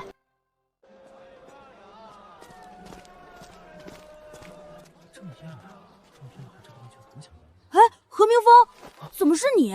这是我自己家做的吃食，叫糖雪球，我打算拿到镇上来卖，正好给你送来一点尝尝。我来尝尝。真好吃！小三儿，你吃啥呢？这应该是郑燕的两个哥哥之一了。这是山里红，外面裹了一层糖壳。这是我二哥，这就是之前父亲说的作诗的那个小子。原来就是你啊！今天怎么想到来镇上？我打算来这里，把做的这些糖雪球都卖掉。对了，我还想买一些瓷罐子，两位知道去哪儿买吗？知道，你顺着街走到头，有一家卖瓷器的店，你去那里看看吧。你买瓷罐子做啥？我做了桂花蜜，打算到秋社那天拿到镇上卖，需要容器把桂花蜜装起来。我那天还会做很多好吃的，糖葫芦什么的。你会去秋社吧？我肯定去。你到时候带的东西，记得把给我的那份留出来。小爷我也要吃。没问题。二哥，让我跟何明峰出去透透气吧。他要去买瓷罐子。那瓷器店的老板是个势利眼，看到他去，肯定要给他难堪。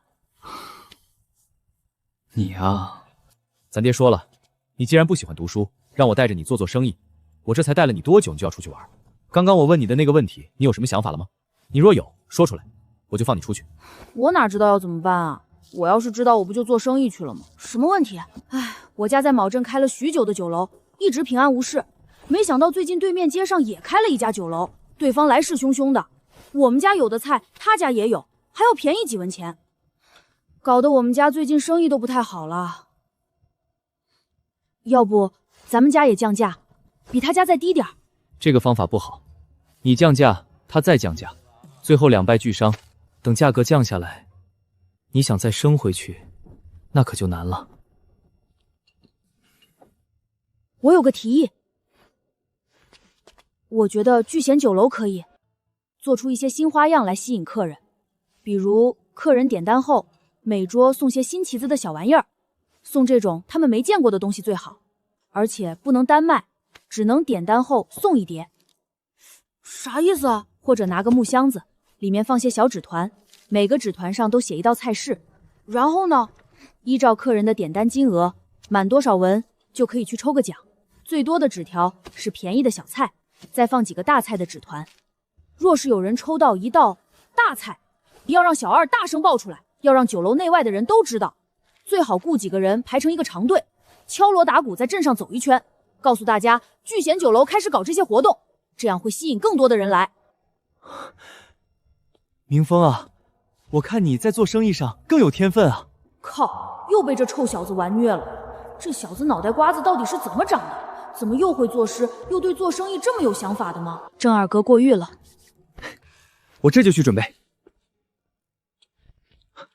对了，明峰，你这个糖雪球怎么卖？郑二哥，跟你实话实说，我这个东西看着虽说只是个零嘴儿，但是确实不便宜。外面裹的都是白糖，1斤白糖要1000银子呢。1斤白糖也只能做40-50个糖葫芦，加上去山里摘果子，回来熬糖做糖葫芦。我卖200文1斤。你那些糖球子都留下来吧，我买了。那真是太好了。若是按人头送赠品，一人只给1颗糖雪球就好。这些糖球子正好能用来试试明峰刚刚说的法子。明峰，要是你的法子可行的话，郑二哥，你放心，后天秋社我会再做一批拿到镇上卖，我到时候先来你们这里问一下，你们需要的话就留给你们。好，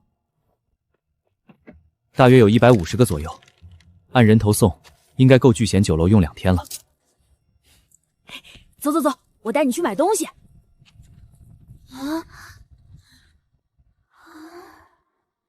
妈呀，小五脑子里咋这么多古灵精怪的想法？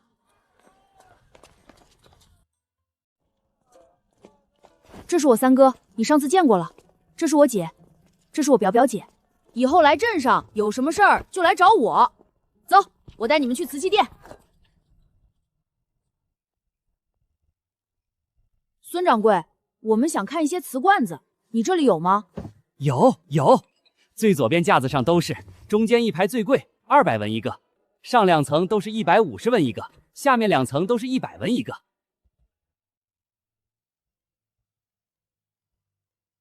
孙掌柜，有没有花纹简单点、便宜些的？你走到尽头，架子底下都是没花纹的白瓷，一个罐子30文。来，三哥、姐、苗儿姐，你们拿着挨个检查一下，看看这瓷罐子有没有什么瑕疵，有的话我还要跟掌柜讲个价，让他再便宜点。咋这些比我还像个生意人？孙掌柜，这几个罐子我都要了，一共15个，450文。等等，这5个有问题，都有瑕疵，有的是盖子缺了一小块瓷，有的是外表有道裂纹。哪儿有问题？这些也卖30文，不合适吧，孙掌柜？喏，你看，这有什么的？又不耽误你用，30文，1文都不少。走，咱们不买了，去买别的。这瓷罐子也不知道放了多久了，上面都是灰，咱不买了。之前何公子给的那几个瓷器就挺好的，我看还是去他那里拿好了。哎，你们等等，我给你算便宜点，算便宜点。那5个罐子，一个便宜你5文钱好了，8文钱，8文钱。便宜15文，我就把那5个也买了。若是不行，那我只买那10个没有瑕疵的。行，15文就15文吧，你快都买走吧。明峰，你刚说的何公子是谁啊？我瞎编的。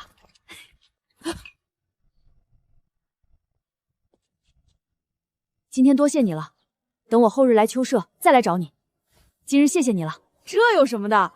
那咱们说好了，你可一定要给我带你说的好吃的啊！一定。这就是糖葫芦啊，晶莹剔透的，真好看。大舅妈，这现在还不能吃，得等凉透了、脆了才好吃。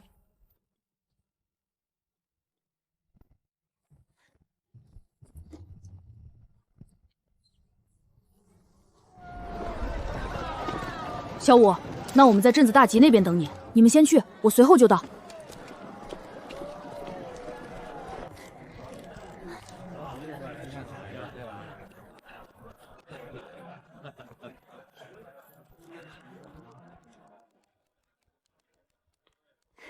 郑二哥，最近生意如何啊？明峰，你可算来了，你那个法子太管用了，中了，我中了2等奖，快让我看看今日的2等奖是什么。好嘞，这位客官，2等奖5香熏鸡1只，这可太好了，正好拿来下酒。走，刘兄，咱们去喝上一盅。恭喜店内张公子抽中本店2等奖5香熏鸡1只。聚贤酒楼的5香熏鸡啊，好久没吃了。别下馆子了，咱们回家吃吧。这位客官，我们聚贤酒楼正在做活动，只要点菜超过100文钱，就可以现场抽奖，有各种菜品赠送，每满100文再抽一次。还有最新特色小吃糖须球赠送，这可是咱们马道镇头一份的小吃，绝无第2家，酸酸甜甜，开胃可口。爹，我要吃糖须球。走，咱们去试试。最佳销售啊，这是。郑家招员工真是有一套。你上次送的糖雪球，眼瞅着就见底了，我今天还担心你不来了呢。咋会呢？这是我们新做的糖球，既然郑二哥你们这里用的多，我就不拿去秋社上卖了。好，你可别拿桑去卖了。这糖雪球你还能做多久？这东西还能做一段时间，不过得山里往外送山里红才行。这东西确实也引了一批人来，不过毕竟是个小吃，郑二哥想留住客人，还需要源源不断的想出新的点子来，光靠一个糖须球肯定是不行的。再说这个东西做法简单，就算你这里现在是头一份，或许再过上10天，别人也就试出来是怎么做的了。你说的对。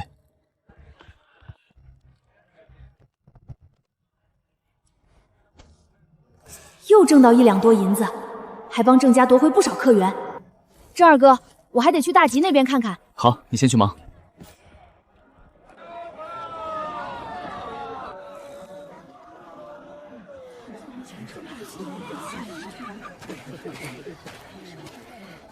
小伙子，你们这儿摆这么多东西是做什么？我看地上的桃木剑刻的不错，你们卖多少钱？我想买给我小儿子玩。这个，大叔，我们不卖。不卖，摆在这里干啥？诸路过的大哥大姐、大叔大婶，走过路过不要错过啊！现在我们这里摆摊套圈，地上的东西只要你套走，就归你了。还有这种玩法？大叔，我们现在10文钱10个圈，送2个，一共12个；20元20个圈，送5个，一共25个。就站在那条线后面，扔这个圈就行。一个圈只能扔1次，套中啥给啥。对，真的，套中啥都给。那我要是全都套中东西了呢？那就都拿走。我要，我来10文钱的。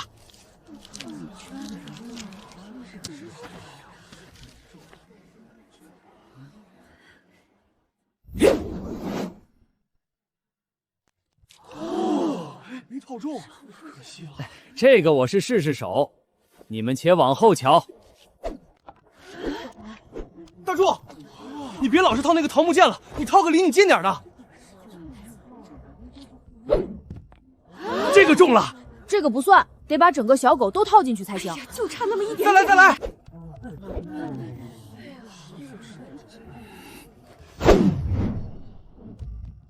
中了，真中了！恭喜大叔，这个送你了。别说，套这么个小玩意儿还挺不容易的。还有哪位要玩的吗？我要试试。还有我也来10文钱的。不着急，一个个来哈。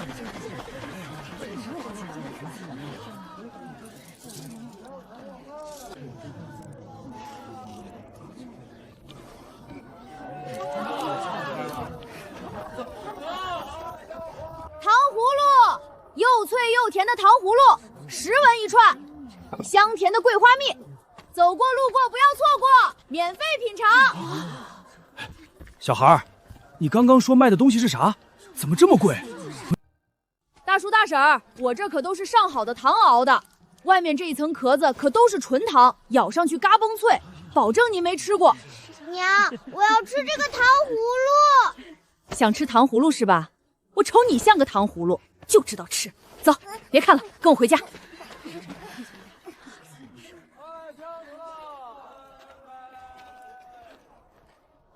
难不成这么多糖路都要白做了？何明峰，我来了，我在这里。这是啥？这就是我上次和你说过的糖葫芦，你尝尝。好。这是怎么做到的？好吃，我还想再来一根。我也是，我也要一串。这小胖子吃东西太香了，真适合去做吃播啊！吃吧，我请客。这个给你也尝尝。这又是啥？怎么有股花香？这是我在山上采的桂花，用蜂蜜制作的桂花蜜。蜂蜜也是我在山上找的。这个也好吃。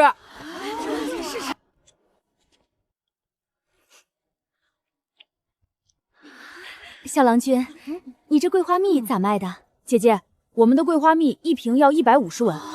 怎么这么贵？已经不贵了，这瓷罐子成本就要40文。蜂蜜是上好的洋槐花蜜，而且是我们在山里冒着生命危险摘的，难得遇到，下次遇到就不知道是什么时候了。所以这桂花蜜我就只卖这一次，没有下次了。那给我来1罐，我也要1罐。这玩意儿是甜食，价格也不便宜，你在这秋社上卖，不可能卖得完。不如这样，镇上的正记点心铺子也是我家的，可以放在那里寄卖。爱吃甜食的人才更有可能买你的桂花蜜，放在那里寄卖正好。好主意啊！不过你得给我寄卖费。我把桂花蜜放在你们点心铺子上寄卖，还可以给你们家吸引更多客源呢。你这小胖子竟然还想收我寄卖费！给你4根糖葫芦，帮我寄卖，就这么说定了。给6根，5根，不能更多了。行，5根就5根。郑燕，夫子布置的功课你写完了吗？不是吧？怎么出来逛个秋市，还能遇到同窗之间较劲？我听说夫子最近让大家作诗，你不在家温书，倒是在这里吃糖葫芦。读书这条路靠的可不是吃喝玩乐，要是真是学不会，不如早点回去帮家里做生意，也省得夫子日日费心。张公子说得好，夫子最看重功课，谁写得好，谁才有脸去私塾。郑燕，你这回可又别交不上功课。原来这几个人是郑燕的同窗，难怪他一提读书就没什么精神。小孩子之间的攀比最容易让人泄气了。吃糖葫芦和读书又不冲突，功课不会可以慢慢学，诗写不好也可以慢慢练。你上次交给夫子的那首诗我也听说了，句子不工整，意思也浅了些。夫子说了，作诗不能只凑字数，要有规律，要有意境，更要有真才实学。夫子最近讲的那些诗你背熟了吗？要是连基础都没学扎实，确实该多花点心思。郑燕，我劝你还是少玩一会儿。读书不是靠热闹，也不是靠嘴上说说。你若真想让夫子看得起，就拿出一首像样的诗来。张云华，你该不会以为你做的诗就是最好的了吧？当然是最好的。林夫子都说了，虽说我们年纪还小，用不到现在就学诗词，但是科举有一项就是作诗。许多人都是栽在作诗上，作诗一事不能速成，只能从小慢慢培养，才开始现在就教我们的。我的诗就是咱们整个书馆最好的，林夫子当场夸过我的。喂，郑小胖，你笑什么？我笑你就是井底之蛙，一点见识都没有。你做的诗算个屁！我告诉你，我这朋友做出来的诗比你好1000倍、10000倍。他别逗了，一个土里刨食的庄稼人，他能懂什么叫作诗？他要是作诗比我还好，我张云华今天就倒立着走出这个秋社。小胖子，这人到底是谁啊？镇上张员外的孙子，也就是新开的东盛酒楼的东家。原来是竞争对手啊，怪不得往死里贬义郑燕。张小公子，作诗这个事儿，我认为还是得把诗做出来，才能看出来优劣次第。你说呢？哼，怎么，你还想跟我比试？行啊，本公子就陪你玩玩。你要是输了怎么办？那我这些糖葫芦都不要了，送你了。你若是输了，不仅今天这些都不能再卖了，以后你也不能拿到镇上来卖。凭什么？这马道镇又不是你家的，你凭什么不让人来？害怕就别来打赌呗，我又没强制要求你们和我打赌。行，我赌。小五，咱不跟这人闹腾。娘，你放心吧，我心里有数。张小公子既然对我的要求这么多，自己只是倒立走出大吉，是不是有点不合适了？那你想怎么样？你要是输了，就再也不能对郑燕口出恶言，并且当着大家的面跟郑燕道歉。不过，我对你能不能做到表示怀疑。我可是读书人，君子一言，驷马难追。行，要是你赢了，我就按你说的来。对了，你身后的2个狗腿子也是。喂，臭小子，你说什么？你们想干啥？想动小五，先问问我。往前再走一步试试。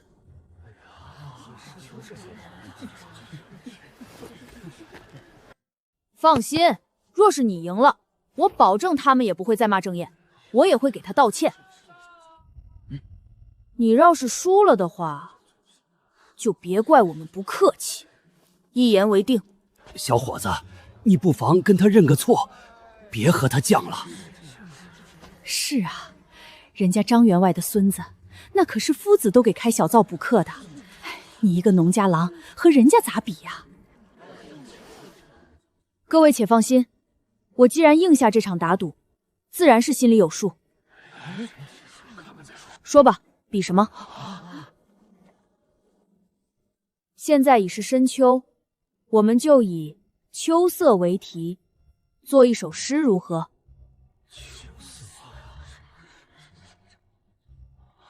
行啊。云华、郑燕，你们都在呢。林夫子好。夫子，刚刚这个人要和我把赌比赛作诗。哦，你们要做什么诗？以秋色为题作诗。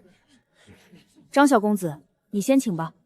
金风拂野染枫丹，玉露雕觞举蕊寒。雁自横空生渐远，秋光入画韵千般。云华这首诗虽堆砌了过多华丽辞藻，但云华的年纪小，能做出这种诗已经很不错了。喂，你的呢？来到大圣朝后，打听了许久，这个朝代也有孔子、霍去病这样的传奇人物，但诗词歌赋这一块却像断层一样。唐诗宋词中并没有李白、杜甫等人的存在。我是现代人，就算从现在开始接受古代应试教育，作诗也不可能真的比得过古人。但现在这个情况，真是天助我也。自古逢秋悲寂寥，我言秋日胜春朝。晴空一鹤排云上，便引诗情到碧霄。好诗，真是好诗啊！自古做关于秋的诗词，要么是喜悦的丰收之情，要么就是伤感秋日以来萧肃。这首诗简直让我眼前一亮。你是谁的学生？我还没去上学。什么？没去上学？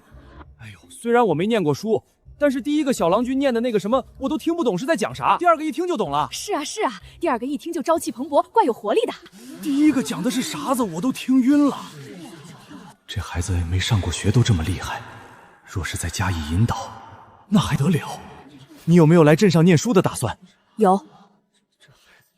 我现在就是在努力攒钱，想去念书。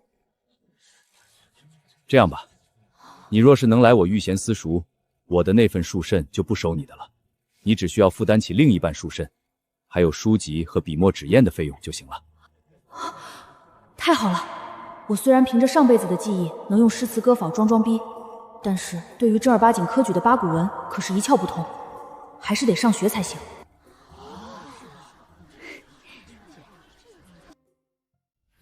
多谢林夫子，我回家和家里人商量一下。你可一定要来。我这是输了吗？这奴家小子怎么能做出这么好的诗？张小公子，愿赌服输。行，我以后再也不对郑燕说什么了。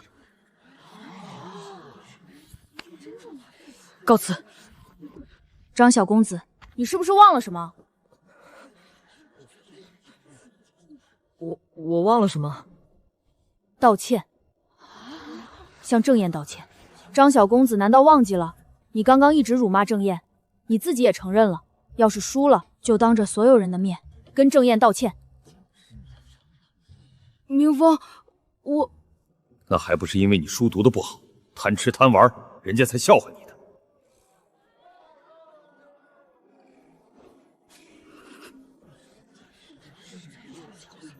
道歉，对不住郑燕，之前是我不该捉弄你，实在对不住。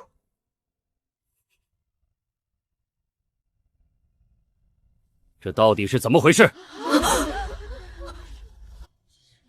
郑燕，你说出来。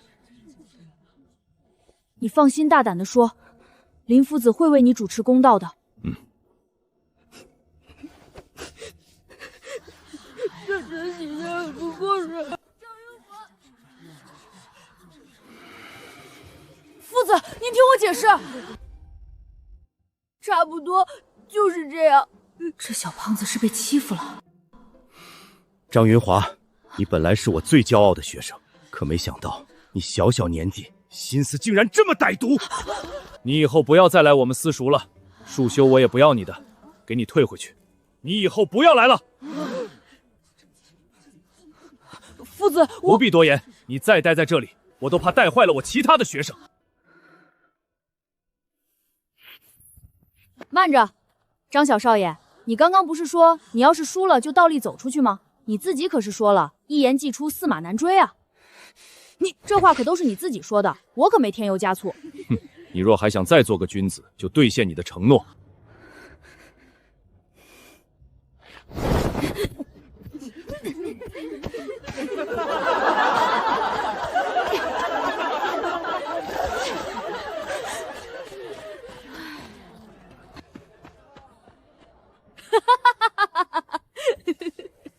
憋了憋这么久的恶气，今天终于出了。今天可真是个好日子，以后我要和明风做一辈子的好兄弟。郑燕，对不住，夫子平常没有注意到这些。无碍的，现在张云华已经得到教训了。今年的秋季就在几日后，新上任的知县大人已经在全县范围内发了公告，因他爱才，想让全县中有才学的年轻人来写祭文。他将优中选优，选出一篇祭文，秋季当天宣读。写祭文之人当天也会跟知县大人一起，帮助大人主持祭典。这新来的知县大人还真是个有想法的人。夫子，这和我有什么关系？我之前都已经和张云华说过了，让他尝试写一下。你比他虽说小3岁，但是开蒙早，也学了不少东西了，可以试着写写了。就算写不来，你也用不着帮忙收粮食，该收收心回去念书了。学生知道了。我要抚慰一下我受伤的心灵。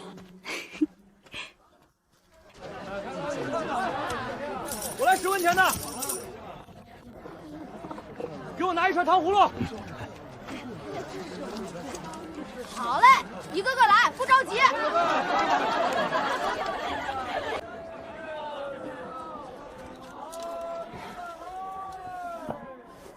娘，我也要吃那个。好，娘这就去给你买。哟，小婶来了，怎么是你？哎呀，原来是侄子你啊！你看你堂姐弟弟都想尝尝，你可别太客气，不用送这么多，我们一人拿几串就行了。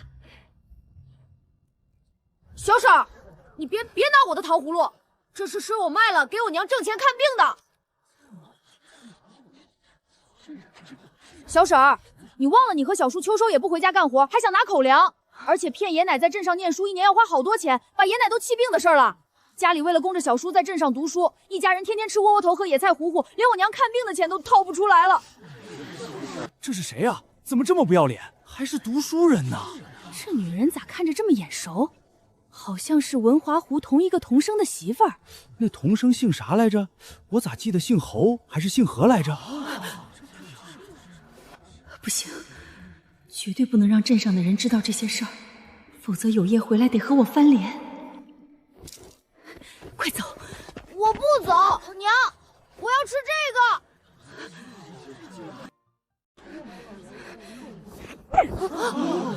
闭嘴！快给老娘回家！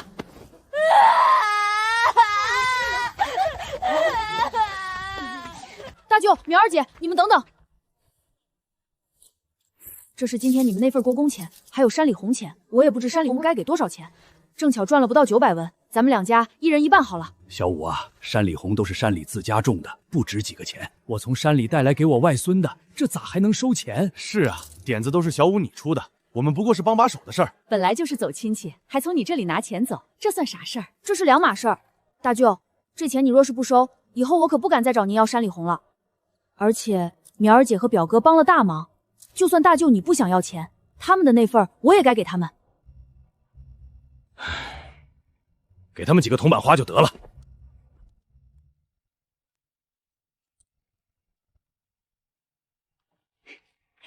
苗儿姐、表哥，这是给你们的。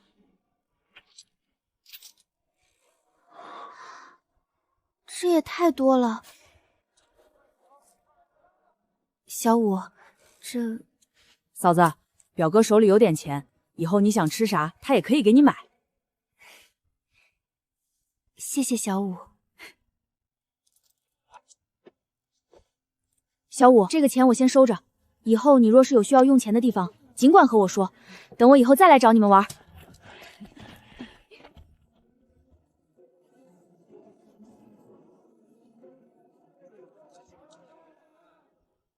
娘，姐姐，我去转一圈，看看能不能把剩下的都卖了。小五，我陪你去。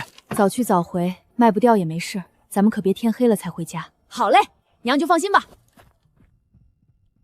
卖糖葫芦了，又大又甜的糖葫芦。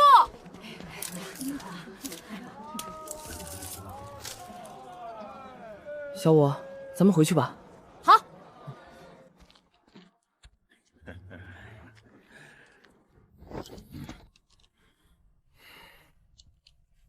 喂，小孩，你卖的那是啥？过来让我看看。这位大哥，我们卖的是小孩爱吃的玩意儿，山里红外面裹了层糖壳子，叫糖葫芦。这东西听着新鲜，我还没吃过，多少钱一串？10文钱。哼，给我们兄弟来2串。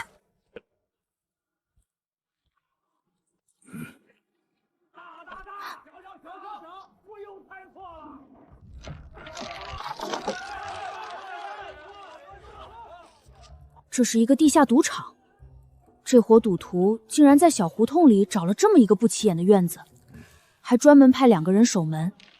看来大圣朝也是不允许开设赌场的。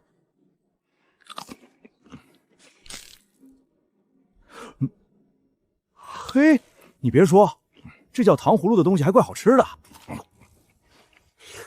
小孩，你剩下的都给我包起来吧。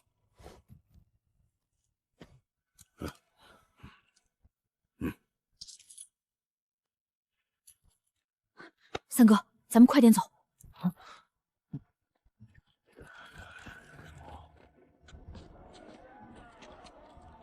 刚刚那俩人是守赌场大门的。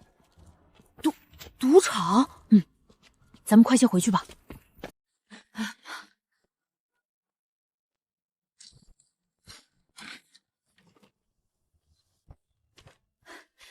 大伯娘，我们还没吃晚饭呢，买了包子，一起再吃点吧。不了不了，我都吃过饭了，你们几个人慢慢吃。大伯娘，我们包子买多了，你要是不吃的话，剩下放一晚上就该坏了。大嫂，留下来一起吃点吧，咱们妯娌一起吃比较香。那我就吃一个。吃，大家随便吃。自家俩儿子还是跟小五在一起才能吃上肉包子。以后的小五有什么事儿，我得让俩儿子多去帮忙，家里的活计我就多干点好了。大伯娘，你们等会儿。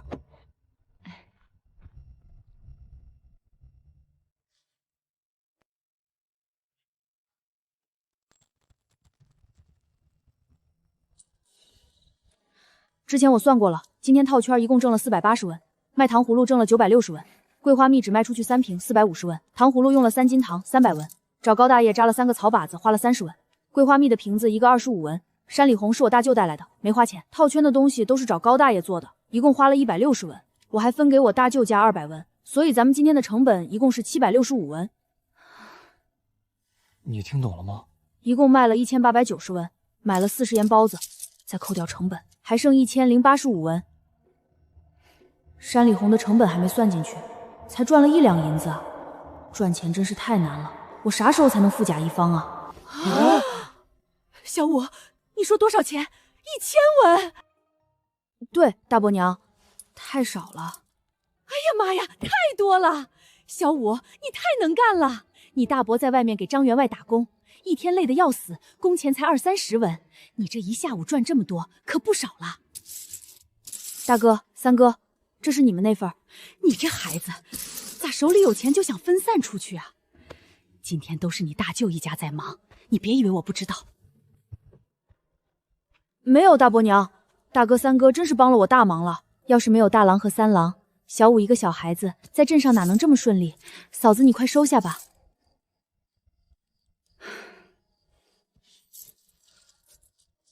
小五和你们亲弟弟没啥两样，你们在外面一定要护着他。放心吧，娘，我们都知道，谁敢欺负小五，我们兄弟俩可不是吃素的。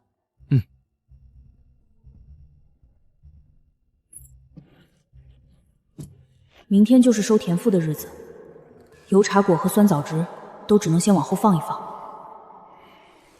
上次卖东西太晚，没有去林夫子他们的御贤师叔瞧瞧。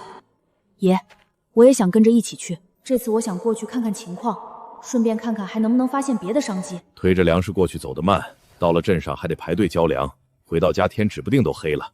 你要是不怕累，就跟着一起去。爷，我跟你们一起去，我帮忙带着咱们的干粮。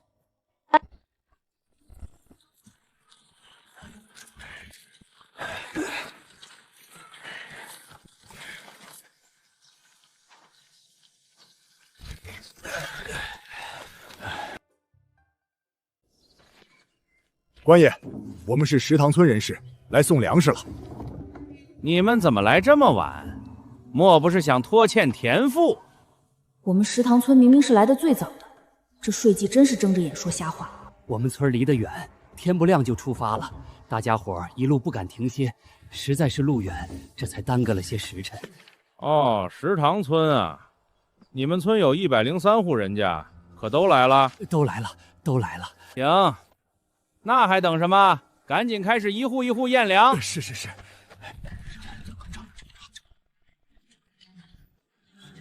这是什么？你竟拿些别谷充数，这如何能交得上足额的田赋？官爷，这都是今年新收的好粮食，小人怎敢弄虚作假？许是搬运时不小心混进了些许别谷，小人这就挑拣出来。哼，你这粮食是今年新收的吗？怎么像是陈粮？你家这么多亩田，怎就带了这么点粮食？这欠揍的家伙，真想揍他一顿。你们这粮食足数吗？官爷，绝对足数。您若不放心，上称一称便是。哼，自然是要上称的。你们这些泥腿子，一个个偷奸马滑的，若不上秤，还不知道要短官家多少粮食。官爷，我们何家年年都挑最好的粮食来交田赋，绝对不是您说的偷奸冒滑之人。你还敢顶嘴？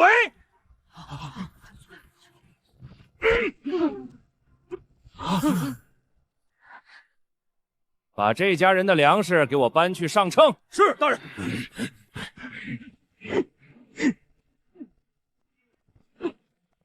大人，这家人交的粮食不足数。你们家的粮食不够数，按照我朝律法，须得补上这部分粮食，再补快所交田赋的2成才行。官爷，这粮食不足数，还不是因为刚刚都撒了？大胆！你一个泥腿子，竟然敢和本官这么说话！此人竟敢对本官出言不虑，你们还不赶紧教训他一下？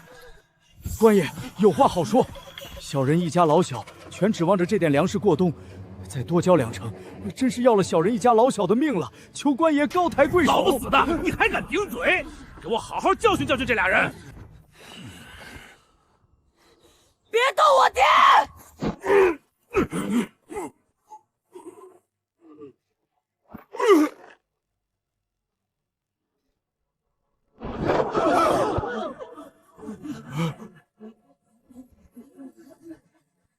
这个王税士心胸狭隘，不是什么好东西，只怕此事不能善了了。大人，你没事吧？这几个人，给我狠狠打一顿！特别是这小兔崽子，给我往死里打！不行，不能打呀！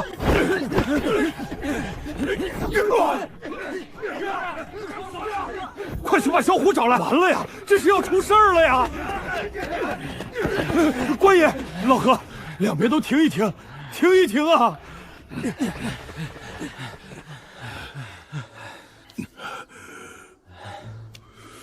怎么大伯、爹和大郎他们都没认真揍人呢？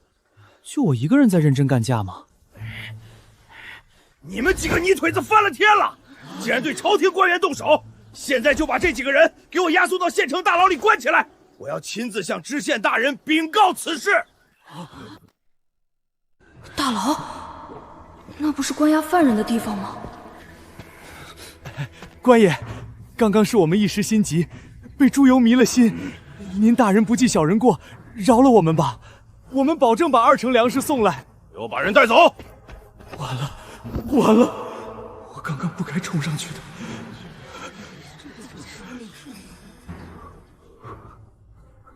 老不死的，走了！爷刚刚的口降，我看得一清二楚。他让我去找小叔想办法，这真是找何有业能有个屁用！找何有业，还不如我自己想办法。你们都老实点儿，再有不听话的，就跟刚刚那家老不死的一样。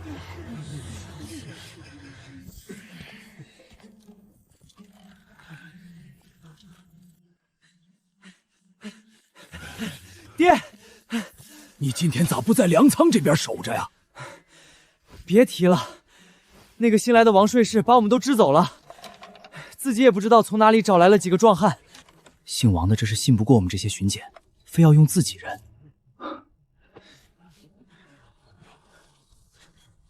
爹，你把我叫来干啥？哎呀，出大事了！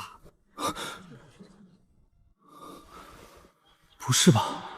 老何家的几个人怎么这么火？这……小虎叔，你有什么门路吗？对了。何家老四不是在镇上念书吗？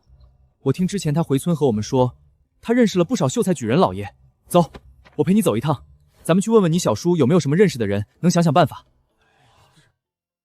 我根本不信何有业能有什么办法，不过这次说不定是个契机，能和何有业一家彻底破开关系。我也跟着去吧。有业，开门，是我。谁啊？李正叔，怎么是你？有业啊，你家出大事了！有业啊，你爹、你大哥、二哥，还有你的几个侄儿都出事了，现在老何家一家人就指望着你了，你赶紧拿出个张群来啊！什么？我爹、我哥、我侄儿他们都被逮起来了，影响我以后念书做官可咋整？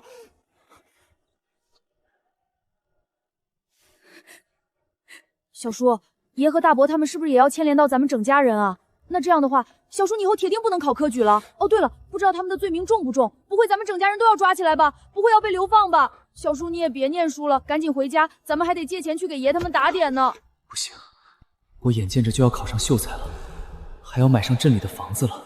我最近刚拿到一大笔意外之财，这笔钱绝对不能被老宅的人知道，则这笔钱肯定要被弄去救人的。分家，我必须要和这些人分家。就算最后真出了事，不能科考了，至少我也不用跟着去坐牢流放。李正叔，是我爹、我大哥、二哥他们惹恼了关老爷，可不是我凭啥要负责？一家人整日只想沾我的光，现在出事了就来找我，天底下就没有那么好的事儿。我要分家，现在就和老宅分家。何老四，你确定现在就要分家？分，现在就分，我现在就和你们回老宅分家。我这个小叔自私自利，家里出事后，绝对第一个想着撇清关系。不过这样也好，有何有业一家在，始终是个埋雷的隐患。何四哥，你这是说的啥话？一个大男人，家里出了事一点责任都不承担。小虎啊，你也别说我，是他们自己惹上麻烦的，就该他们自己解决。林小虎，你算什么玩意儿？竟然敢打我！我可是正儿八经的童生。再说这又不是你家的事儿，你在这里发什么疯？这一拳是我替何大叔打的。你不是想分家吗？行，咱们这就走。小五啊，你别担心，我再想想别的办法。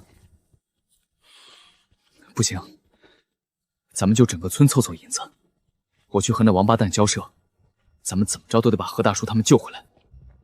小虎叔，这得花多少钱？几十两，也不知道够不够。这些日子也就攒下6两银子，不知道奶那里还有多少。但这银子若是真交出去，只怕以后年年都少不了，这是下策。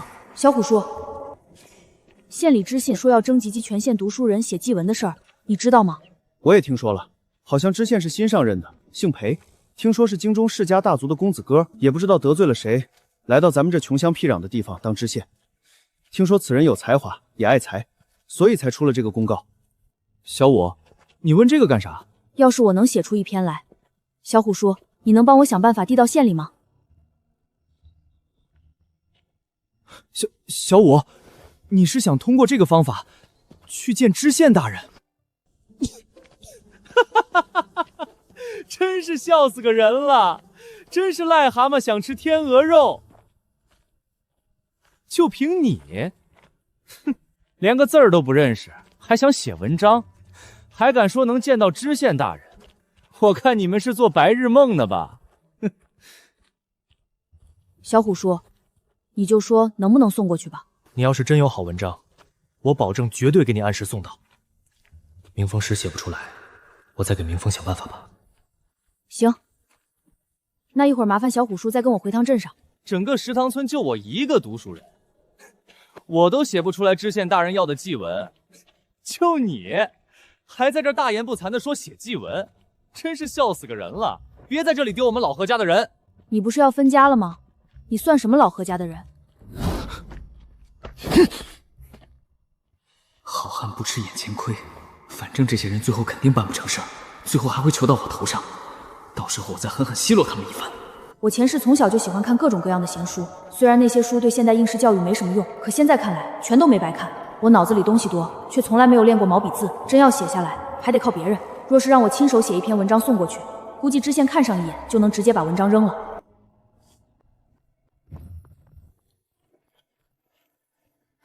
李正叔，你们咋回来了？其他人呢？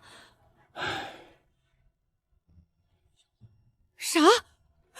老头子和老大、老二、大郎、二郎、三郎都被抓了！老天爷呀！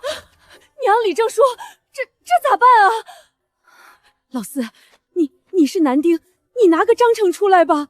老四啊，你不是在镇上又请这个同窗吃饭，又请那个同窗吃饭吗？这眼下就是该用人的时候了。你快问问那些人，这事儿该咋整啊？